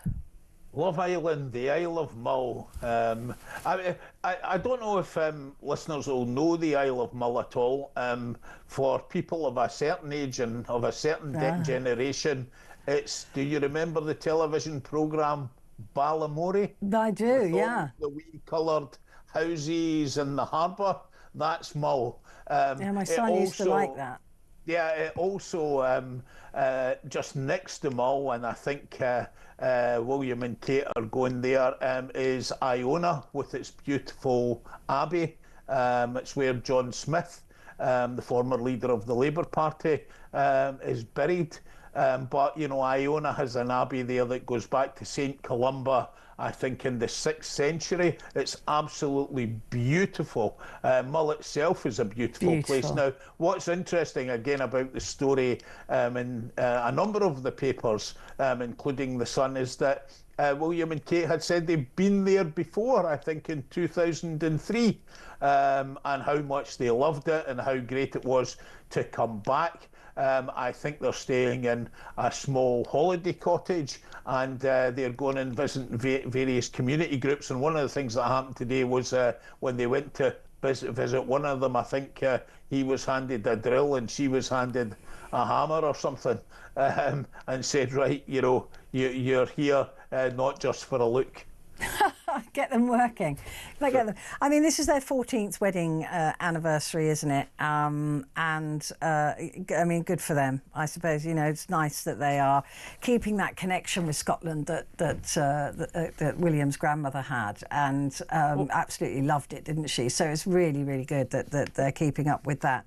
Of course they met. Of course, at St Andrews University. Yeah, of course. Yeah. So they've got a great connection with Scotland. Yeah. Yeah, no, it's wonderful. Oh, and it's worth saying as well that when they're in Scotland, they are known as the Duke and Duchess of Rothesay, and when they're in the islands of Scotland, they are the Lord and the Lady of the Isles. Oh. Well, that's a bit greedy, isn't it, having all those titles? It's not on, really. Let's have a look at the Mirror. They've gone a completely different direction, and looking at the horrors of Gaza, which has slipped off the main news, hasn't it? Although it's all still going on there. Severe malnutrition in Gaza is the warning that's in the front page of the Mirror. When is this going to stop? Who is going to stop it? You know, Trump's made lots of noises about a Riviera in the Middle East based around Gaza.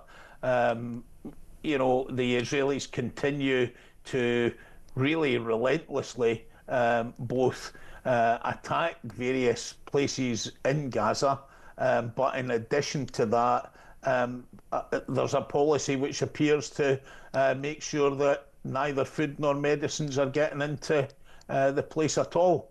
And even though the human rights courts have told them that they've got to, you know, they've got to stop the blockade, they've got to get these foods and medicines in, there's just a willful, it just appears to just does not really care about that. Netanyahu is quite happy to ignore the international courts in any of this stuff. I think there's a growing movement in Israel itself that we are, you know, people are now ready, one, to try to make some kind of arrangement to get the hostages back if any of them are still alive.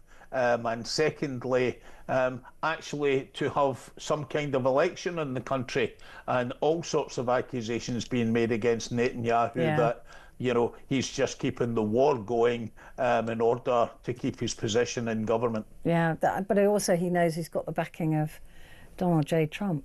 So, you know, that emboldens him somewhat, doesn't it? John, let's take a break and then come back and have a look at the Daily Mail.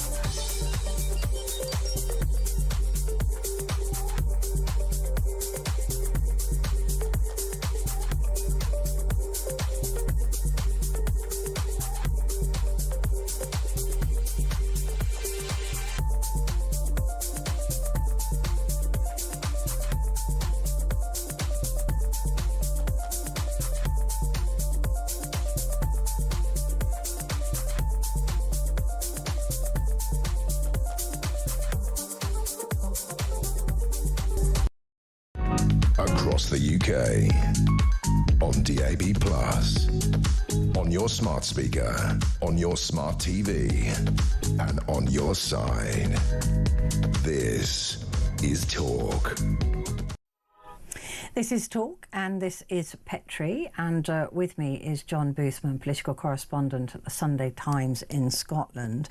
The Daily Mail, John, again, going with a different story, but nonetheless quite a worrying one, and this is the Marks and Spencer cyber raid, and Scotland Yard has now been called in against a gang of teenage Brits and American boys, it seems, or youths. Yeah, this is something that has been going on, I think, for about a week now. And it's caused all sorts of havoc with online orders for Marks and Spencers. I've been following a bit of this on X, where lots of people complaining that they aren't getting the stuff that they paid for and the like. And Scotland Yard have been called in. They are pointing the finger, as you say, at some kind of organised collective of British and American youths who they are claiming may be responsible for this. I just think, this is yet another one of these stories. There's loads of this stuff around about cyber attacks and ransoms. And, I heard someone talking, I think on Channel 4 earlier tonight, about the difficulty about this for companies is to pay or not to pay, and suggesting that for some companies who do or have gone and paid before, it doesn't give them any immunity should the same people or other people come back in future.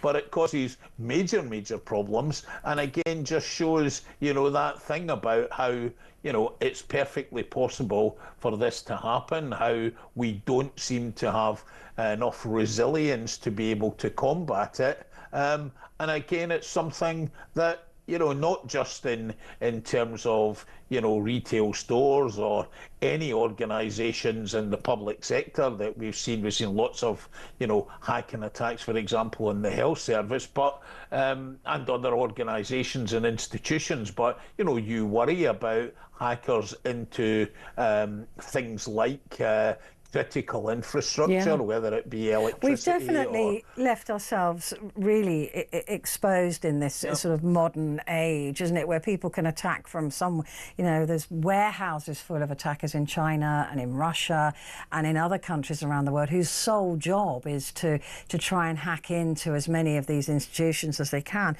But this is these teenage hackers are known as Scattered Spider, which I'd never heard of, and they normally would ask for around about £10 million in ransom to get control of your website back or your bank back or something like that.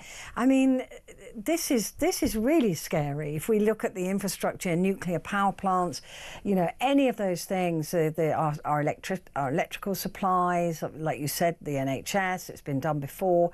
We are so vulnerable. It's the kind of stuff that you used to see in films about 20 years ago. Wee boys, right, with pimples sitting in their bedrooms, right, mucking around with computers. But, it's a serious business now. There's also, I suppose this relates a bit to, although a cyber attack's been ruled out in what happened in Southern Europe yesterday, that we are so reliant on this stuff that in reality, in the old days, if something broke, even in a domestic situation, you would say, we need to get a man in, come and do that. Nowadays, we all say we need to get a kid to come and look at it, because none of us are as tech savvy once you get to a certain age as you would like to be. But, if any of these things happen, it's like we're not prepared for them. I heard someone talking earlier on the radio in Spain about, it was, they made sure they had stuff in the house to eat, right? Because the fridge and the freezer were out, the cooker was out. You should get a radio that's something that, you know, an old-fashioned radio that you can use so you can find out about what's going on. Or get a wind-up radio. I've got a wind-up one. Yeah, but we just don't seem to be prepared for all of this, and we're just terribly over-reliant on all of it. I know, and it really is scary, because if you look and see what's happened in Spain and Portugal, and they're not back to full power yet. I mean, that, when you think electricity's gone, that's everything, right? I mean, you can't charge a phone, you can't, you know, you might have candles in the house, but, you know, everything else is gone. We are so reliant on it now. I mean, you know, I could probably play Scrabble on my own, but candlelight, but that's about it, really.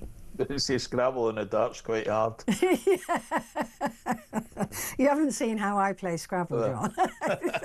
It's terrible. But no, it is actually really, really quite concerning.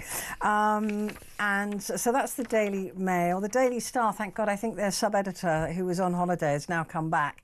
I've been moaning, John, that the front page of the Star has been so boring recently, and their sales must have dipped. But this one is...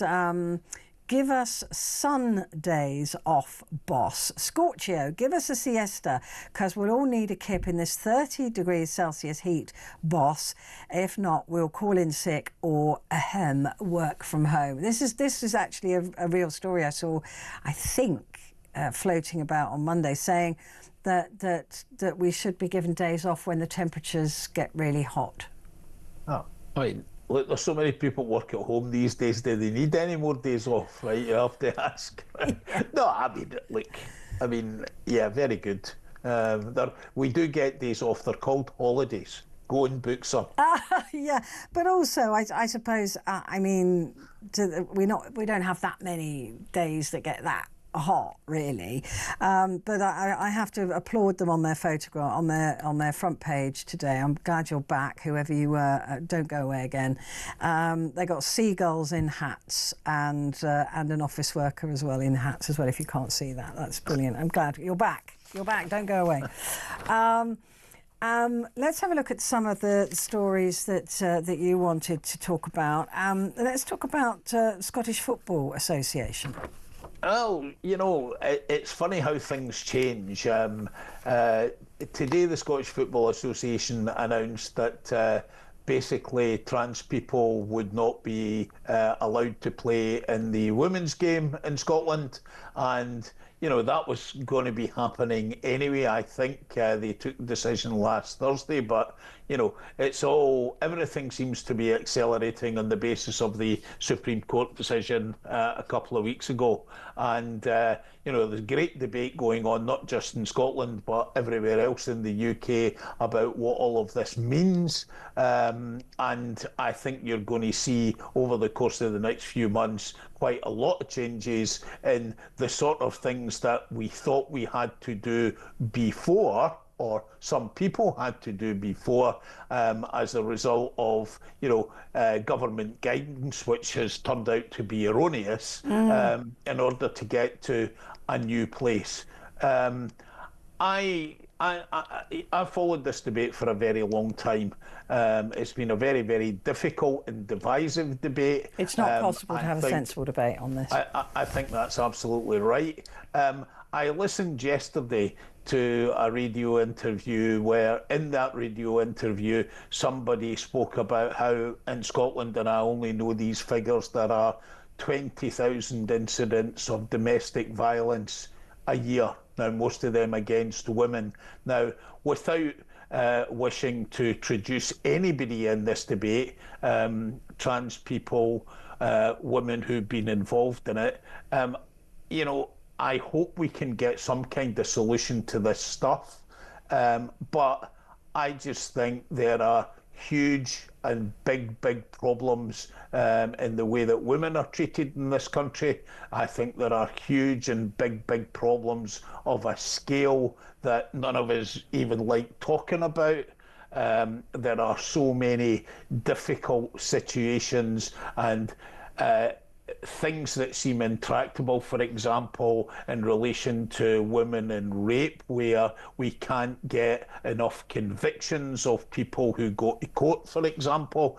And I'd like, some, or at least not some, far more attention paid to these kind of situations than the amount of time that we paid over the last 5 years. I couldn't agree with you more. Small minority of people because in this is a tiny minority of people, and nonetheless they deserve protection. Nonetheless they deserve to have a fabulous life. But all this court did was clarify a biological and scientific fact.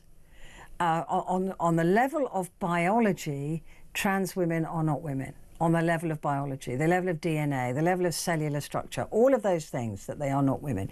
And that's all. And the judge went to pains to say, look, I'm not making a societal judgment. I am literally just going down the science route here. Those are the facts. And I don't think trans women should be in female sport because they have a biological advantage. But, as for everything else, society, we will work it out, hopefully, to support and protect trans men and women. I hope. Yeah, I hope so too. But, again, we started this conversation this evening with, a pretty good conversation where we explored why there is so much division and disillusionment among the electorate about politics, where people see politicians as being out of touch with the real needs of ordinary people. I agree. I agree, and I think this has been part of it. It's been really toxic. John, it's been wonderful. Thank you so much as ever. John Boothman, thank you very much indeed, political correspondent at the Sunday Times in Scotland. Right, coming up, it's just you and me, and we're going to be looking at Trump's 100 days. Do you think he's been absolutely brilliant, and would you like to see the same kind of politician here? Give me a call.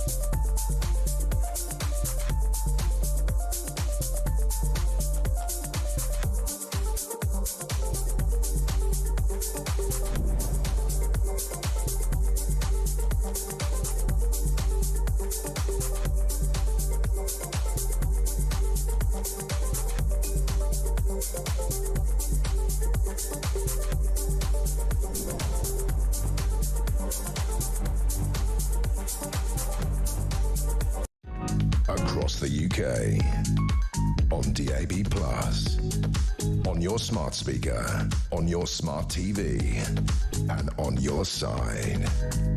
This is Talk.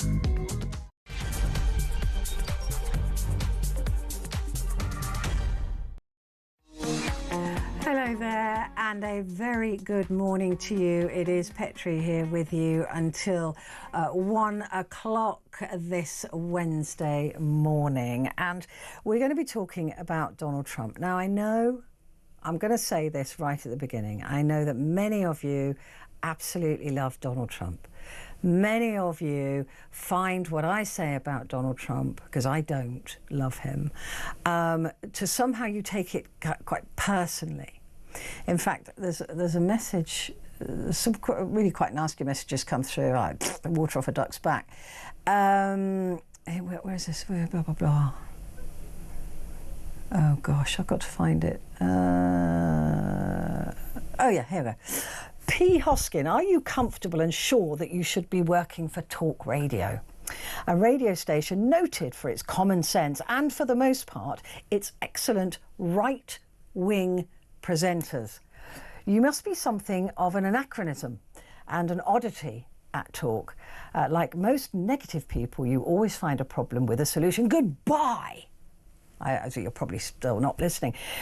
But what I want to say to you is that, yes, I do think I should be working at Talk Radio, and I do think that this is the home of common sense. And just because you don't agree with me doesn't mean I'm wrong, right? You can disagree. It's absolutely fine. I disagree with you. I disagree with anybody who's got Trump delusionment syndrome. I completely disagree with you. But I can do that in a mature, grown-up fashion. And we can have a conversation. And that's the whole point.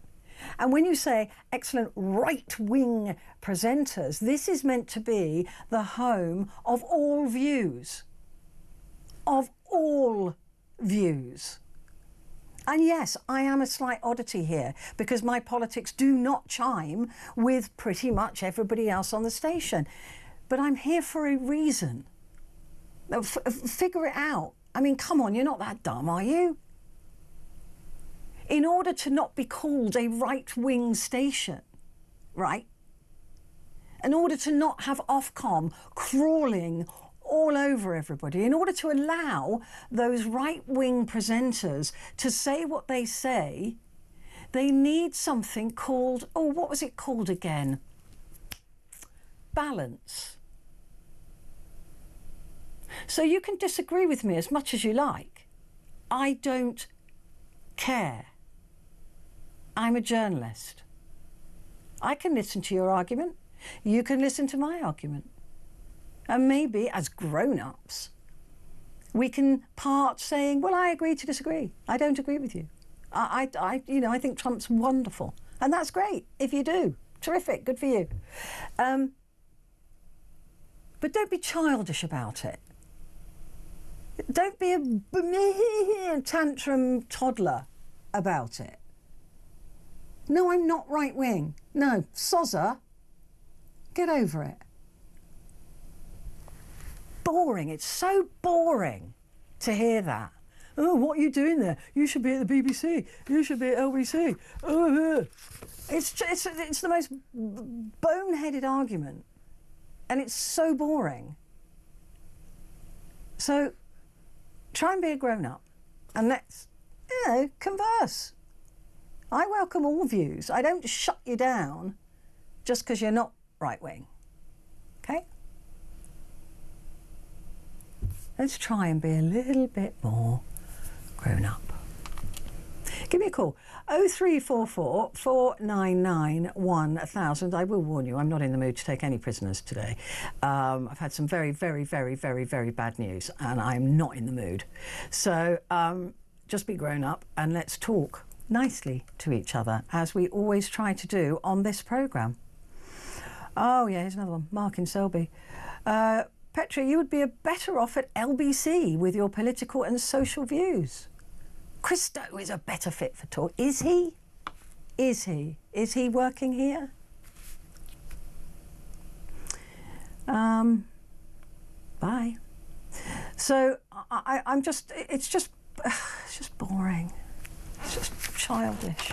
Anyway, give me a call. With Donald Trump, Do you think that he has done a brilliant job? Do you want that kind of politics here in this country? Just to let you know that he is actually at the moment still talking. I think he started an hour and 7 minutes ago in Michigan, talking to the Republican crowd there. He was able to turn Michigan around. It was a Democratic area, and he's turned that into being Republican.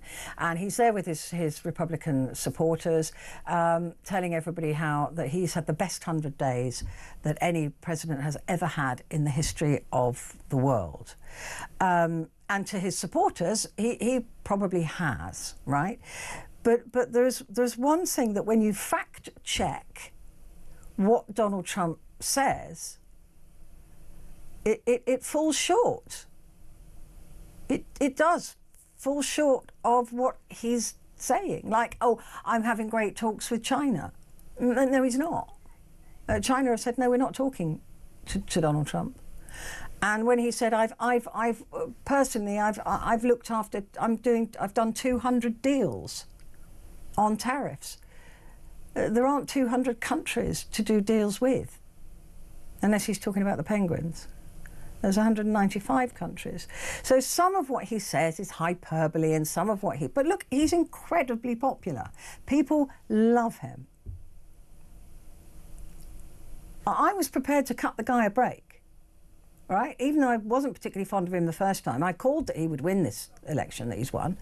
And I thought, you know what, maybe, just maybe, the America needs a disruptor. I'm happy to wait and see where he goes. I didn't, at the beginning, go, oh, I'm going to hate him, in the way that many people went, oh, whatever he does, I'm going to love him. And I think I've just been disappointed. He's riding roughshod over the Constitution. It's just, I fear for America. I have friends who live there. I have American friends. And it just worries me. And the polling for Trump is pretty awful. It's pretty bad. It's the worst polling for 100 days that any president in the last 80 years has ever seen. In fact, the second lowest was Donald Trump in his last presidency. So for those of you who just think that Donald Trump is the best, will you at least recognise there are people who disagree with that they have a different point of view? And that is the point of having adult conversations, to acknowledge that somebody else may not agree with you, and that's okay. It is, right? When you're an adult, it's okay. You just go, well, okay, we'll agree to disagree. Give me a call. 0344 499 1000. Grace is in London. Morning, Grace. Hi. Hi, how are you doing? I'm very blessed, thank you. How are you? I'm good, thank you. Yeah, I've got a dry mouth. So tell me, what do you think of Donald Trump? Do you want that kind of politics here? No. So many things to say. I mean, I think to some extent we're a bit more reserved in Britain than some people over there are. So that's a little bit of the difference. So one might allow for that to some extent. But actually, the extent to which Donald Trump brags and is incredibly insulting about other people is really just beyond what is acceptable. It's just not okay. I mean, when I was kind of first trying to get to understand him about a decade ago now, amazing to think where that time has gone. I thought, you know, now a lot of people on the left, and I'm typically on the left, although it depends on what the issue is. But I thought a lot of people say he's awful and he's racist, and I'm not just going to swallow what they say. I need to understand this for myself. But the more I have followed his own words, and people who support him, they'll say again and again, oh, you've got Trump derangement syndrome. Oh, you just listen to the MSN. I know, but that's what they want to do, to shut you down, Grace. They try to shut you down. It's not that. You can see his own speeches. You can read his own words. He is completely lacking in the decency and respect for other human beings that I think we as human beings ought to have. And I think it's really concerning that so many people don't see that as a problem. I'm particularly perturbed when he has some supporters who claim to be Christian, because as a Christian, I'm very aware that we're supposed to try to have respect and empathy for others, and he completely lacks that. The way that he brags and is arrogant is antithetical to what my Christian parents taught me we should aim to be like growing up, and I find that really frustrating. But particularly frustrating in terms of policies is his shutting of the aid department, and I had not anticipated he was going to do that. I was concerned that he was going to worsen climate change, which is harming some of the world's very poorest people, and I'm very well aware that there'll be people listening to me right now who think I'm mad for believing that man-made climate change exists, but it is a scientific reality. But the fact that he has just shut down the aid department, which for all its flaws, and I'm well aware that aid departments are flawed, actually a lot of what has been circulated by him is nonsense. It was not funding a trans opera and, you know, all the nonsense he came out with. No, and what was he said? Transgender mice. And it wasn't, it was transgenic, which had nothing to do, it was a transfer of genes into mice. Yeah, I don't think he knows anything about science either way. No. I think he just reels stuff off. I've heard conflicting things about the studies on mice, but I really do believe in the biological definitions of men and women. I'm not in support of the trans movement, but I feel like individuals like Trump are using the issue as a cloak to get away with all sorts of other things, to distract focus from the fact that all of their other policies are completely irrational. And the way that Trump claimed that USAID money was being spent on various things, it was not being spent on. There was some U.S. State Department money being spent on poetry or something, wasn't it? Yeah. But that's a different department to the aid department. You know, so to shut down the aid department, which again I understand was flawed, but was providing a huge amount of vital help to human beings in our world who have no food, and he just shuts it all down. It's outrageous and it's evil, and people will die. And I'm really, really upset about that. But there are people listening, Grace, who would support Britain shutting down our aid programme and go, yeah, well, we need that 12 billion. We'll have that. I mean, the idea that any of that 12 billion would ever end up in anybody else's pocket in this country is ludicrous, because we know it would just be wasted. But, you know, people do support Trump's bulldozing through human rights, and there's no other way of putting it. I mean, you know, when you've got 4-year-olds in New York going into court without legal support to defend themselves against a judge who's going to decide whether to deport them or not. That is a dystopian nightmare for me. And sending innocent people who they admitted themselves was an administrative error to send this Garcia off to El Salvador. You know, and going, well, there's no due process, just chuck them out of the country. I mean, that's what worries me. I don't care if you want to throw people out of the country, fine, do it. But there has to be proof that they are who you say they are, right? At the least.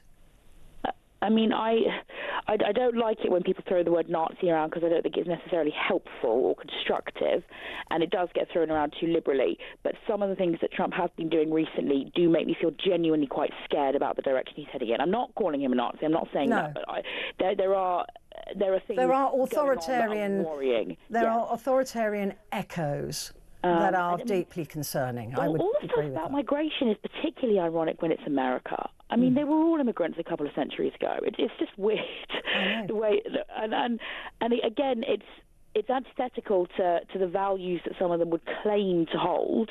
It's really weird when you've got people saying here as well, you know, saying this is a Christian country, but then entirely disregarding what are actual Christian values. And the way that Trump is just very willing to speak about other human beings as though they're evil, to give the impression that all people who come into America are dangerous criminals, to give the impression, as he did earlier this year, that everyone with a disability is somehow do you remember that, when he did the impersonation of a disabled journalist? Yeah. Oh, my God, that stayed with me. That's so horrific. It's horrifying. And the way that our RFK is talking about autism. And getting a register together. I as an autistic person find quite eerie, frankly, and it's just all a bit disturbing. And I mean, again, we sometimes talk about this being a Christian country, and historically, to some extent, it was, and America was to some extent, but they are completely undermining those values. The idea that as human beings, we all have worth, we all have value, even if we're very flawed, or we have a disability, or we are failing in life.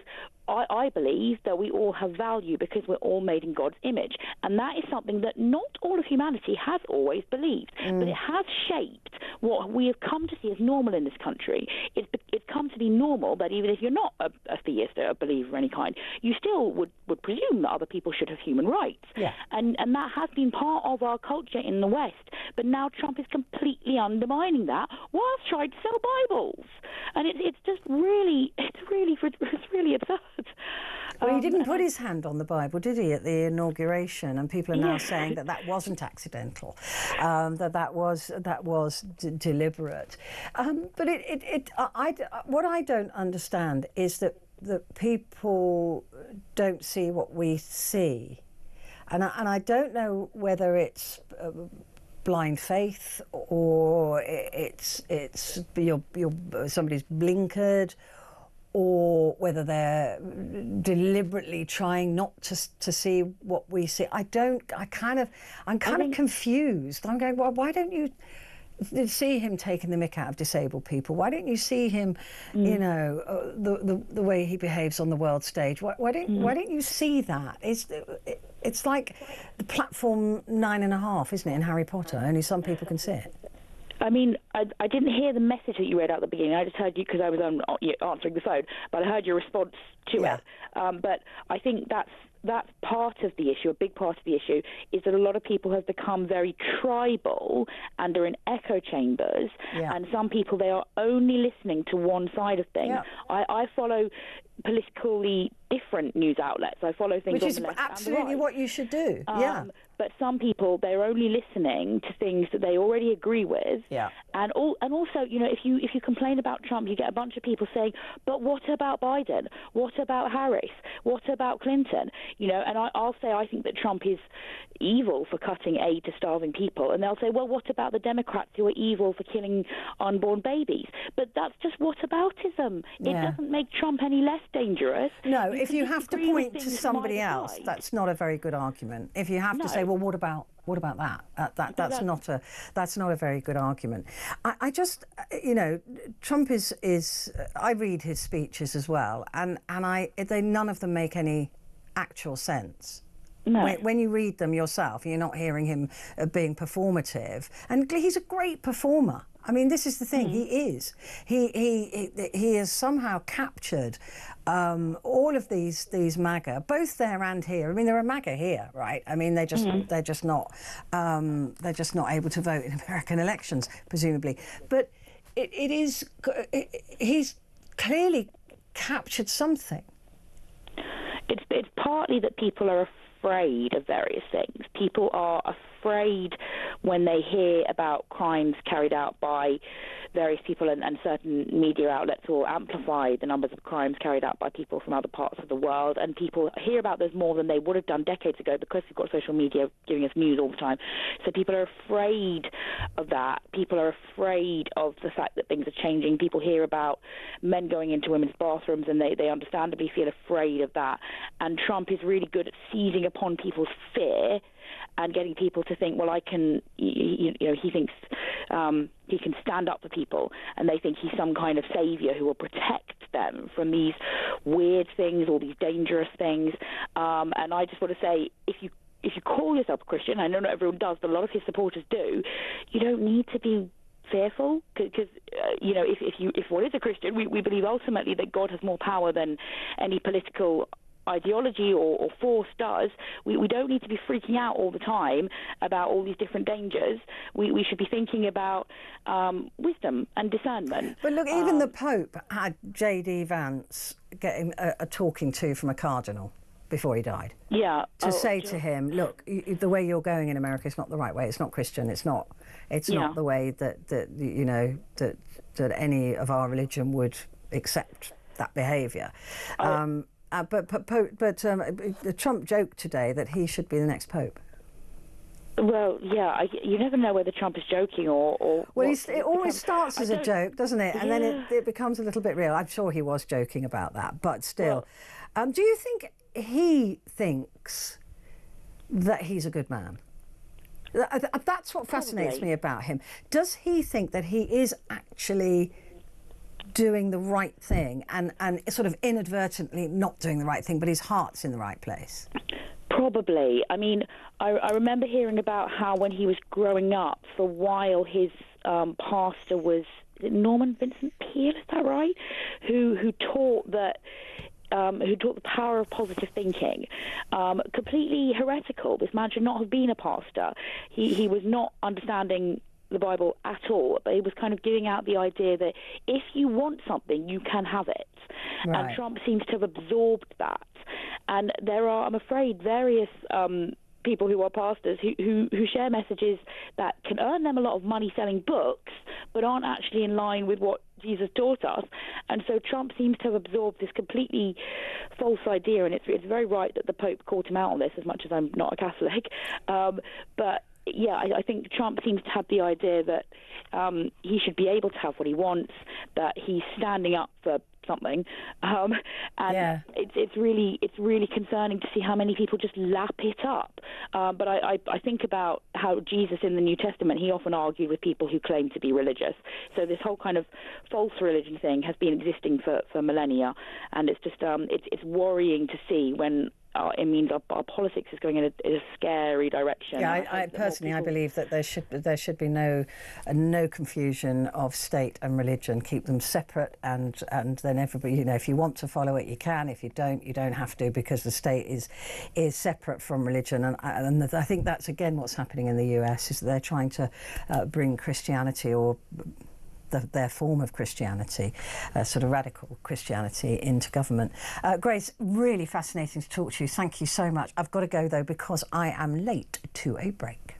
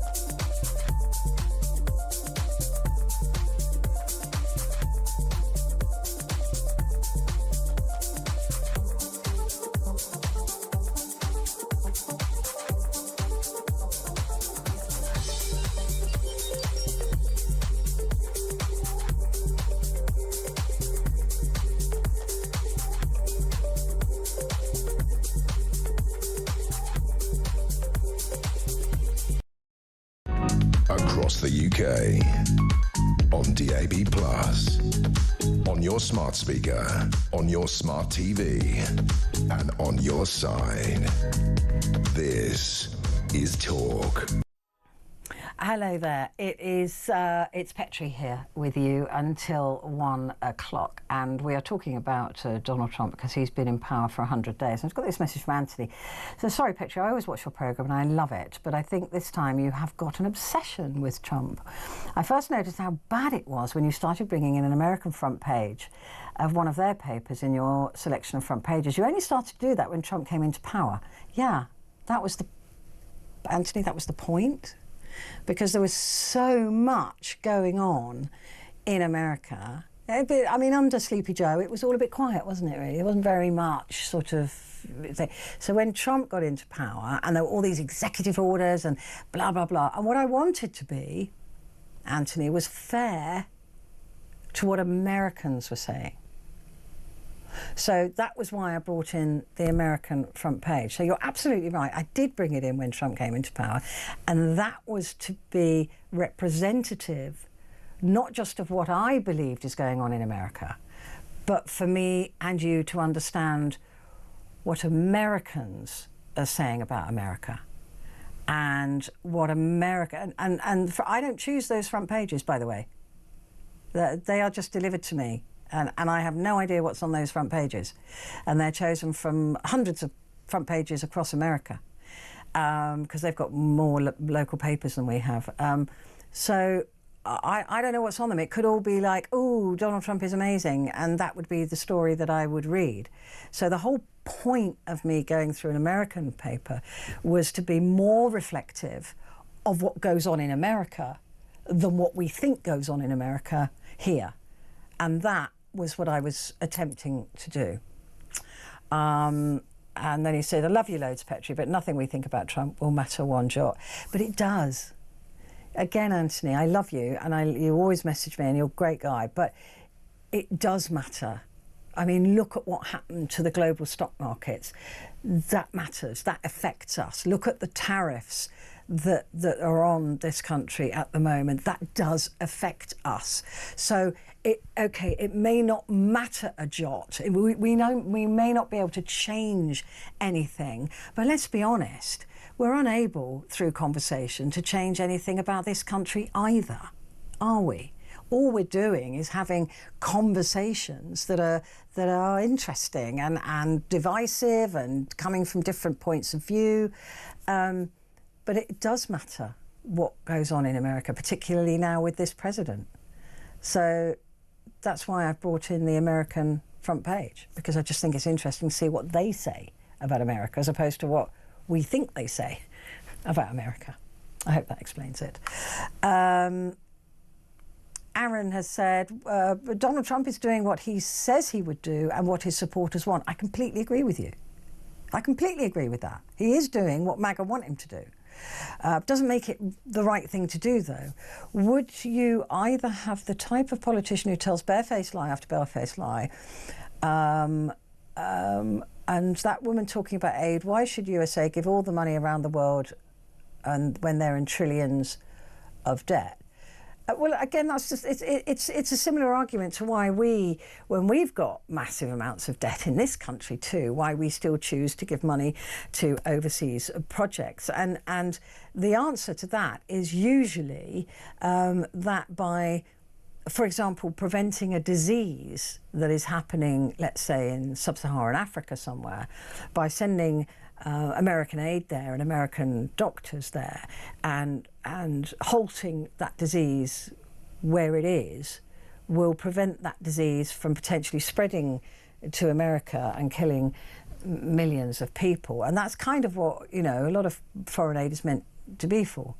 And also, if you have a presence in a country, you're more likely to pick up intelligence about what's going on. It's a soft power, and it helps with trade, it helps with possibly buying minerals from countries if you're helping with aid. It's always been considered money not wasted in terms of why it matters to give aid. And so it's not entirely altruistic, right? You know, they're not, no country really is doing it just, oh, we want to just give this money and be nice. We're all doing it because we hope to get something back for it, whether it's to stop people leaving that country and emigrating to our country, or stopping a disease, or getting a better deal on minerals, or call centres, or whatever it is that we're trying to do. It's brown envelopes, I agree with that, but nonetheless it does have power. So, but I agree, Aaron, Donald Trump has not lied. On some of the things, I wish he had. But you're right, he's been truthful. Whether that makes him a good person or a good president or not, I'm going to say I don't believe it does, but he hasn't lied. and you're right about that. Let's go to the phones. John. Oh, no, let's not. Should we take a break first? I'm going to take a break first. Sorry, John. I waffled on reading those messages a bit too long, but I'll be back in a sec.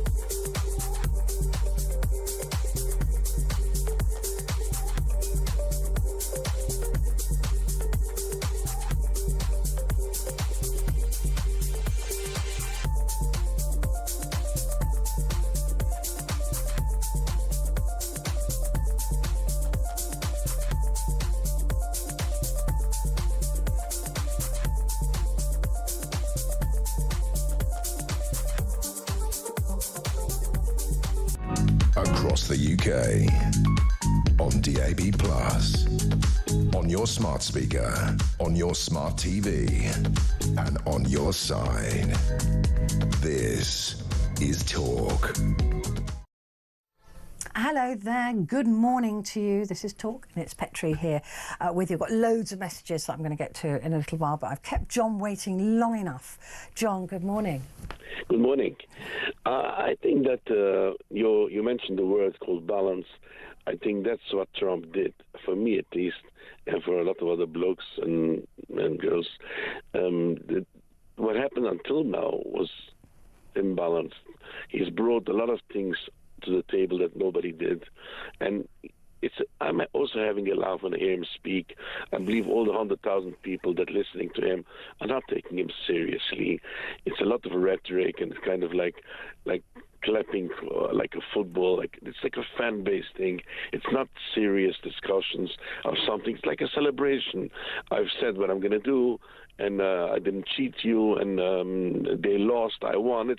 It looks a bit childish, but on serious note, there's a lot of things that he brought to the table that we didn't have. For example, this gender thing, this Supreme Court ruling, I put it directly because Trump said what he said, that there's only two genders, and that brought a wake-up call on this issue and a lot of other issues.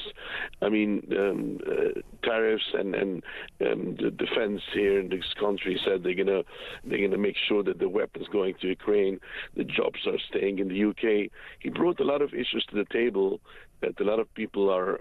They're not saying he's terribly a nice person, or so. It's not something.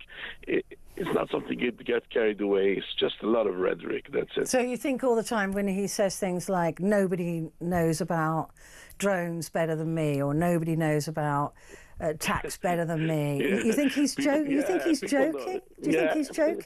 No, he may be a little bit over, in his age. People like boasting a little bit too much, but people know it, and people don't take it too seriously, like fact-checking everything he said. He's not on a test. He's not on a GCS test. He just all politicians are saying lies. He's a bit like, Boris Johnson that we had a little bit. Oh, I agree. Yeah, very, very similar, actually. Yeah. A bit of a clown, but then he's got a lot of things that he pushes, he brings to the table. He's got the power to push things because his way of delivering things. But I don't think people take him that seriously on. But we've been warned, John, that don't what was it said? Take him seriously, but don't take him literally, or something. And now we're being told, no, take him seriously and take him literally, because he says things like, "Oh, Canada, the blessed 51st state, Governor Trudeau." I think that was a joke to begin with, or he was testing the water, and now Canada is really scared that they're going to try. He meant it. He meant it. Somebody said that the first time they've seen so many Canadian flags. I mean, he's got, for example, there's no American bank in Canada. He thinks it's not fair. You can agree or disagree with him, but he has a point. Why? But a trade deficit is not a bad thing. When you are a population of 350 million people and you're buying, I don't know, something from Denmark that is a population of, of about, I don't know, 30 million people, of course Denmark are not going to buy as much from America as America buys from Denmark, right? But he sees a trade deficit in terms of like a business deal, right? He will look at what's coming in and what's going out columns, but you can't run run the world on that basis. A lot of these things is aimed at China and Russia, for example. The same thing with Greenland. It's all aimed at the Suez Canal. It's aimed at taking away the power of China and Russia from settling there, and the same thing. But he's giving power to Russia. No. Making sure there's a balance that Russia doesn't put their foot in that area, and China doesn't take advantage. So it's like putting tariffs all over. So it's aimed at China. It's aimed at the big players. And yet it's the American people who will pay. Yeah, I mean, it depends which economist you ask. No, all economists, I'm sorry, I'm not going to have that. All economists will agree that a tariff is an import tax. Every single one of them. Yeah, nobody went bankrupt. I mean, nothing changed. Nobody died. I know it's really an extreme policy. Yeah, but it's only just started. I mean, it literally doesn't come into effect until May the 3rd. That's when you elect a person, a majority voted for him. That's what's going to happen. I know it's extreme, but You said he should have lied. I mean, that's also not. No, I didn't say he should have lied. I said I wish that in what he's. That was also rhetoric. On what he's doing now, I wish that was a lie. Why would you wish a person lies? Why would the person? Because I don't like him deporting people without due process. I don't like him behaving in a way that denies people basic human rights. You're allowed. You don't have to like him. Nobody has to like anybody. Yeah. Okay. All right. Well, no, I don't. I quite like human rights, don't you? Yeah, but I don't say I wish he lied. I wish some people say the truth. Look, you know that was a kind of play on words, right? Exactly. That's what I'm saying. You can understand your own rhetoric, but not somebody else's. No, but I don't sit here and take the mick out of disabled people or deport children without due process. John, good to speak to you.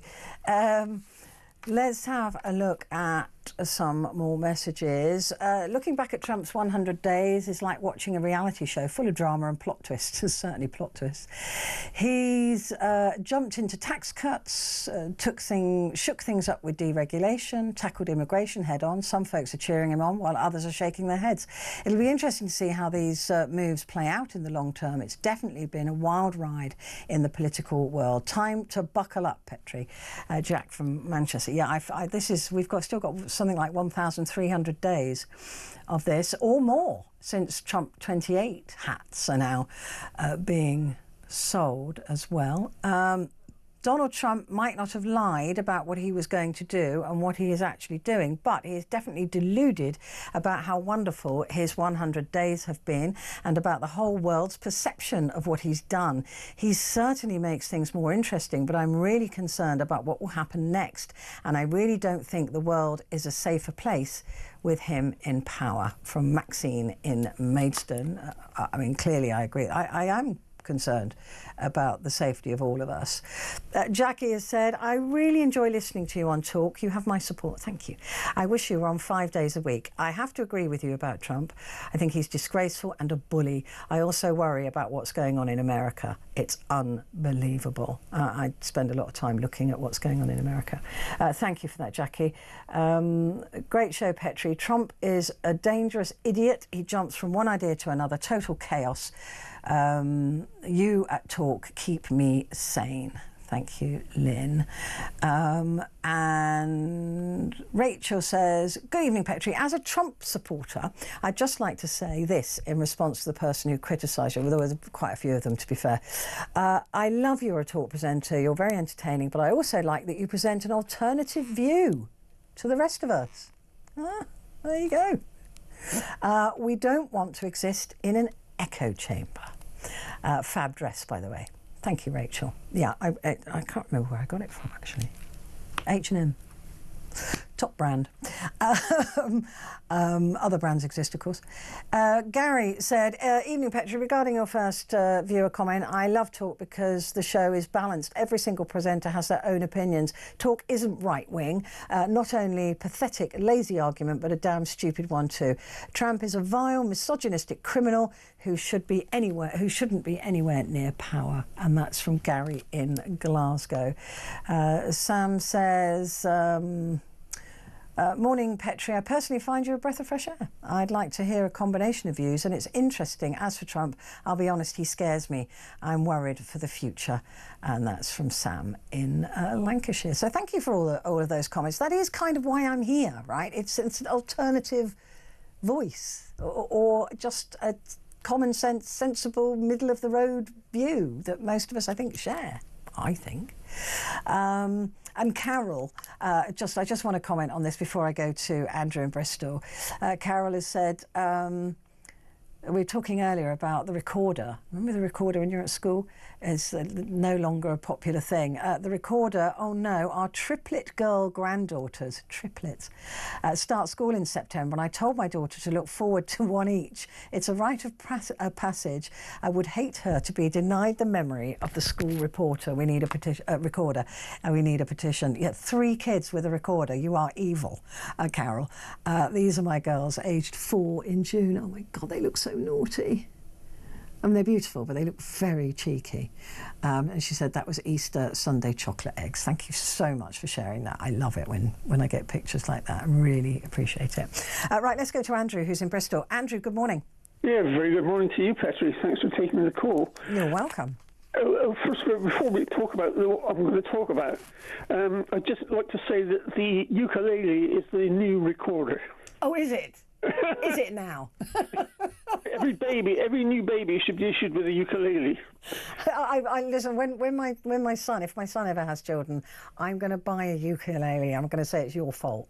All right. With regards to Trump, let's talk about Trump. My view on him is basically the same as I view virtually all other politicians on the planet. To a greater or lesser extent, they're all snake oil salesmen. They say they're going to do one thing and then they do another thing. Now, in so much as Trump has sort of not lied, as you implied, and done many things that he promised he would do, the one thing I'm suspicious about is the thing he said about making Canada the 51st state. I agree. Now, making Canada the 51st state was said, in my view, in my humble opinion, to rile the people of Canada up to vote for the person they didn't really want, which is Mark Carney. I mean, let's face it, Mark Carney isn't going to be the greatest president. I don't know. He's very, very smart, Mark Carney is, and I think he cuts quite a jib, actually. And I think at the moment he is the right man. Maybe not long term, I would accept that. I think Canada will get fed up with him in 2 or 3 years when the storm has passed. But I think that right now, he is Donald Trump's nightmare because Mark Carney knows pretty much everything there is to know about the economy. He's very smart. Well, yeah, I agree with that. And Bank of England, Bank of Canada, yeah. Yeah, he should do. But really, I won't worry about Canada because they've really gone from Trudeau to Trudeau 2. And I don't really regard Trudeau as the greatest man ever to take control of a country. Do you know, I used to think he was really good. I mean, until the COVID thing happened, and then he seemed to get a bit dictatory about things. Yeah, and I wasn't very impressed with that. But the biggest thing is that the Liberals have been in power in Canada for 10 years. And as we know, with any sort of political party, eventually everybody just gets so fed up with them and votes them out. What has happened this time is that because of Trump, Carney was seen as the safer bet than Poilievre. This is exactly why I think Trump is a little bit suspicious on this, or I'm a bit suspicious of Trump, let me put it in the correct way. Because like people want like people in power. And he wanted Poilievre. All these people in the long run have got connections with the World Economic Forum, which really is a globalist thing that wants to take over the damn world, you know? It's not... I'm not suggesting that Trump did it on purpose, but I have to be suspicious that he may well have done, just to turn the vote there in the globalists' favour. And you have to... Oh, no, I think Poilievre was his choice. That he was a real Trumper, and there was that, and that's what the Canadian people saw. They were really worried that Poilievre would take Canada towards Trump, whereas Mark Carney, the reason he won is because he said, "Look, we're not doing that." Well, yeah. I'm still suspicious of the... Yeah, I mean, look, anything these days is a possibility, Andrew. I mean, look, the world is turned upside down. Oh, yeah, we're living in a stage, you know. I mean, I think we're living in an alternative timeline. There's this stuff I never thought would ever happen in my life. But we're in another reality. Yeah, I think something's happened, and we've been switched to another reality. And I want to go back to the other one. I quite like the other one. I want to go back. I liked the old normal. Yeah, I like the old normal where nothing was unprecedented. I don't much like the new normal, that's for sure. No, I don't like it either. Let's try and find the time machine or whatever it is we need to get back to the old life we had. Lovely to talk to you, Andrew, as ever. Thank you very much indeed. I've got to take a break. Back in a sec.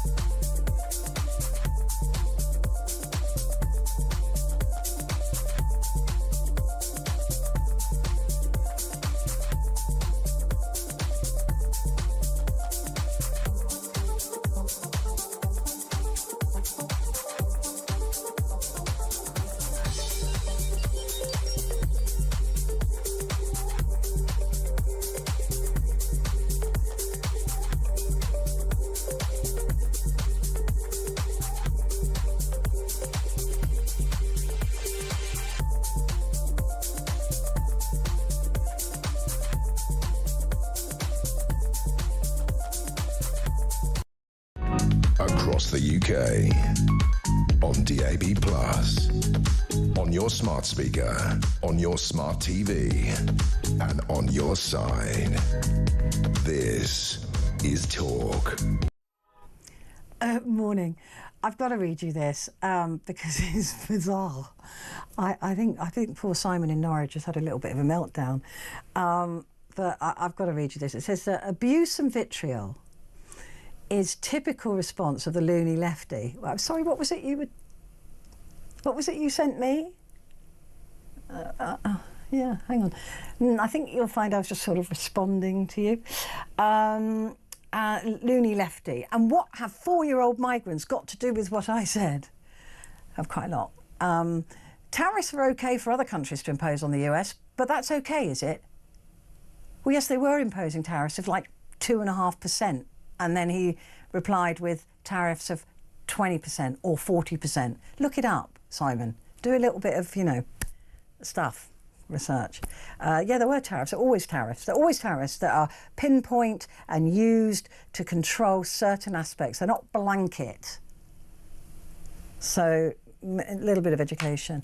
Oh, and then he said, you're a hypocrite who hates white men because we're so privileged, remember?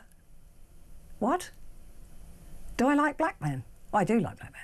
But I mean, why do I hate white men specifically?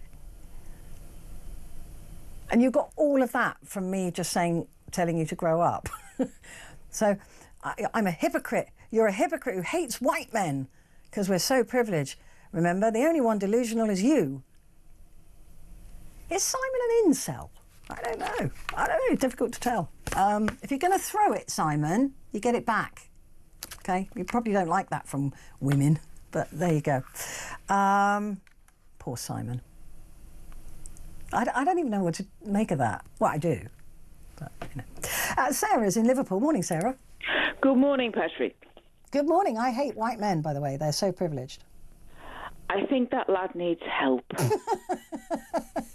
I'm sure there must be a good shrink somewhere to help him. God love him. I mean, it's sad, really. I mean, but when you throw it out, you think that you've just got, that someone like me has just got to take it, that you can be rude and obnoxious, and then I'll just go, oh, so. Anyway. Yeah. Anyway, Sarah, what do you think of Donald Trump? 100 days. Feels like 100 years. It feels more like a millennium. I mean, you take where to start with the tangerine tyrant, the tyrannical toddler. Where the hell to start? First off, Ukraine. Everybody knows that it was Russia who walked into Ukraine, not the other way around. Mm-hmm.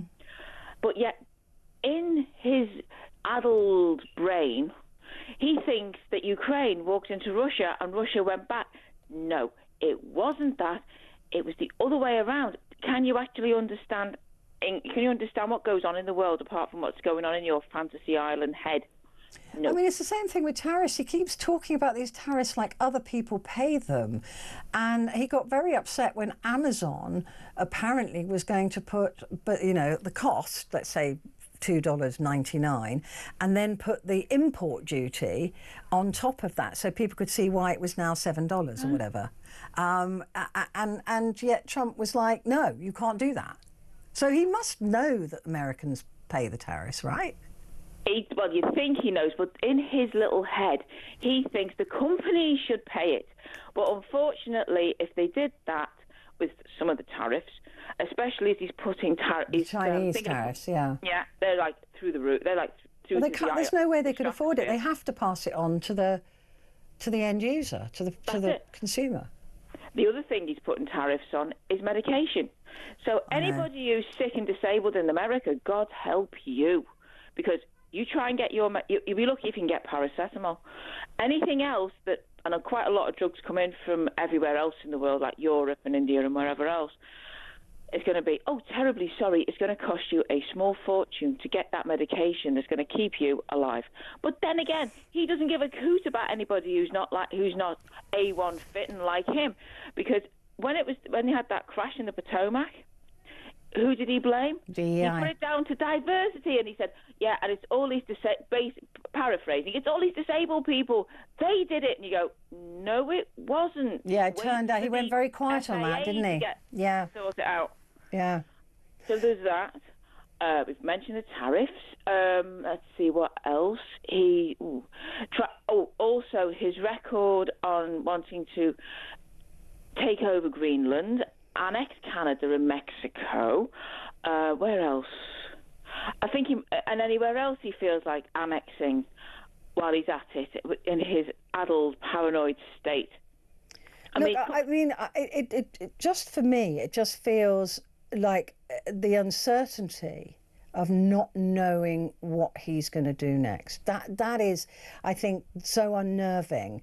Even with tariffs, yes tariffs, no tariffs, 90-day break, not break, Canada, Panama. He's gone quiet on Panama now. Give him 5 minutes. But I think that's because BlackRock bought some of the ports. But anyway, and Greenland, and he's still talking about, yes, I will get it one way or the other, he has said. So that's what worries me, is the uncertainty of the man. And the more that he feels emboldened and the more powerful that he becomes, or more powerful he feels, I fear that there will be that step too far that comes from him. Good to talk to you, Sarah. This one, Mark from Norwich, has said, your producer is clearly putting through to you anti-Trump calls. That's not true. I haven't had one. I promise you, I swear on my dog's life, and I would never do that. I would never, ever do that. But we've only had one call, and this is it now, and we're running out of time.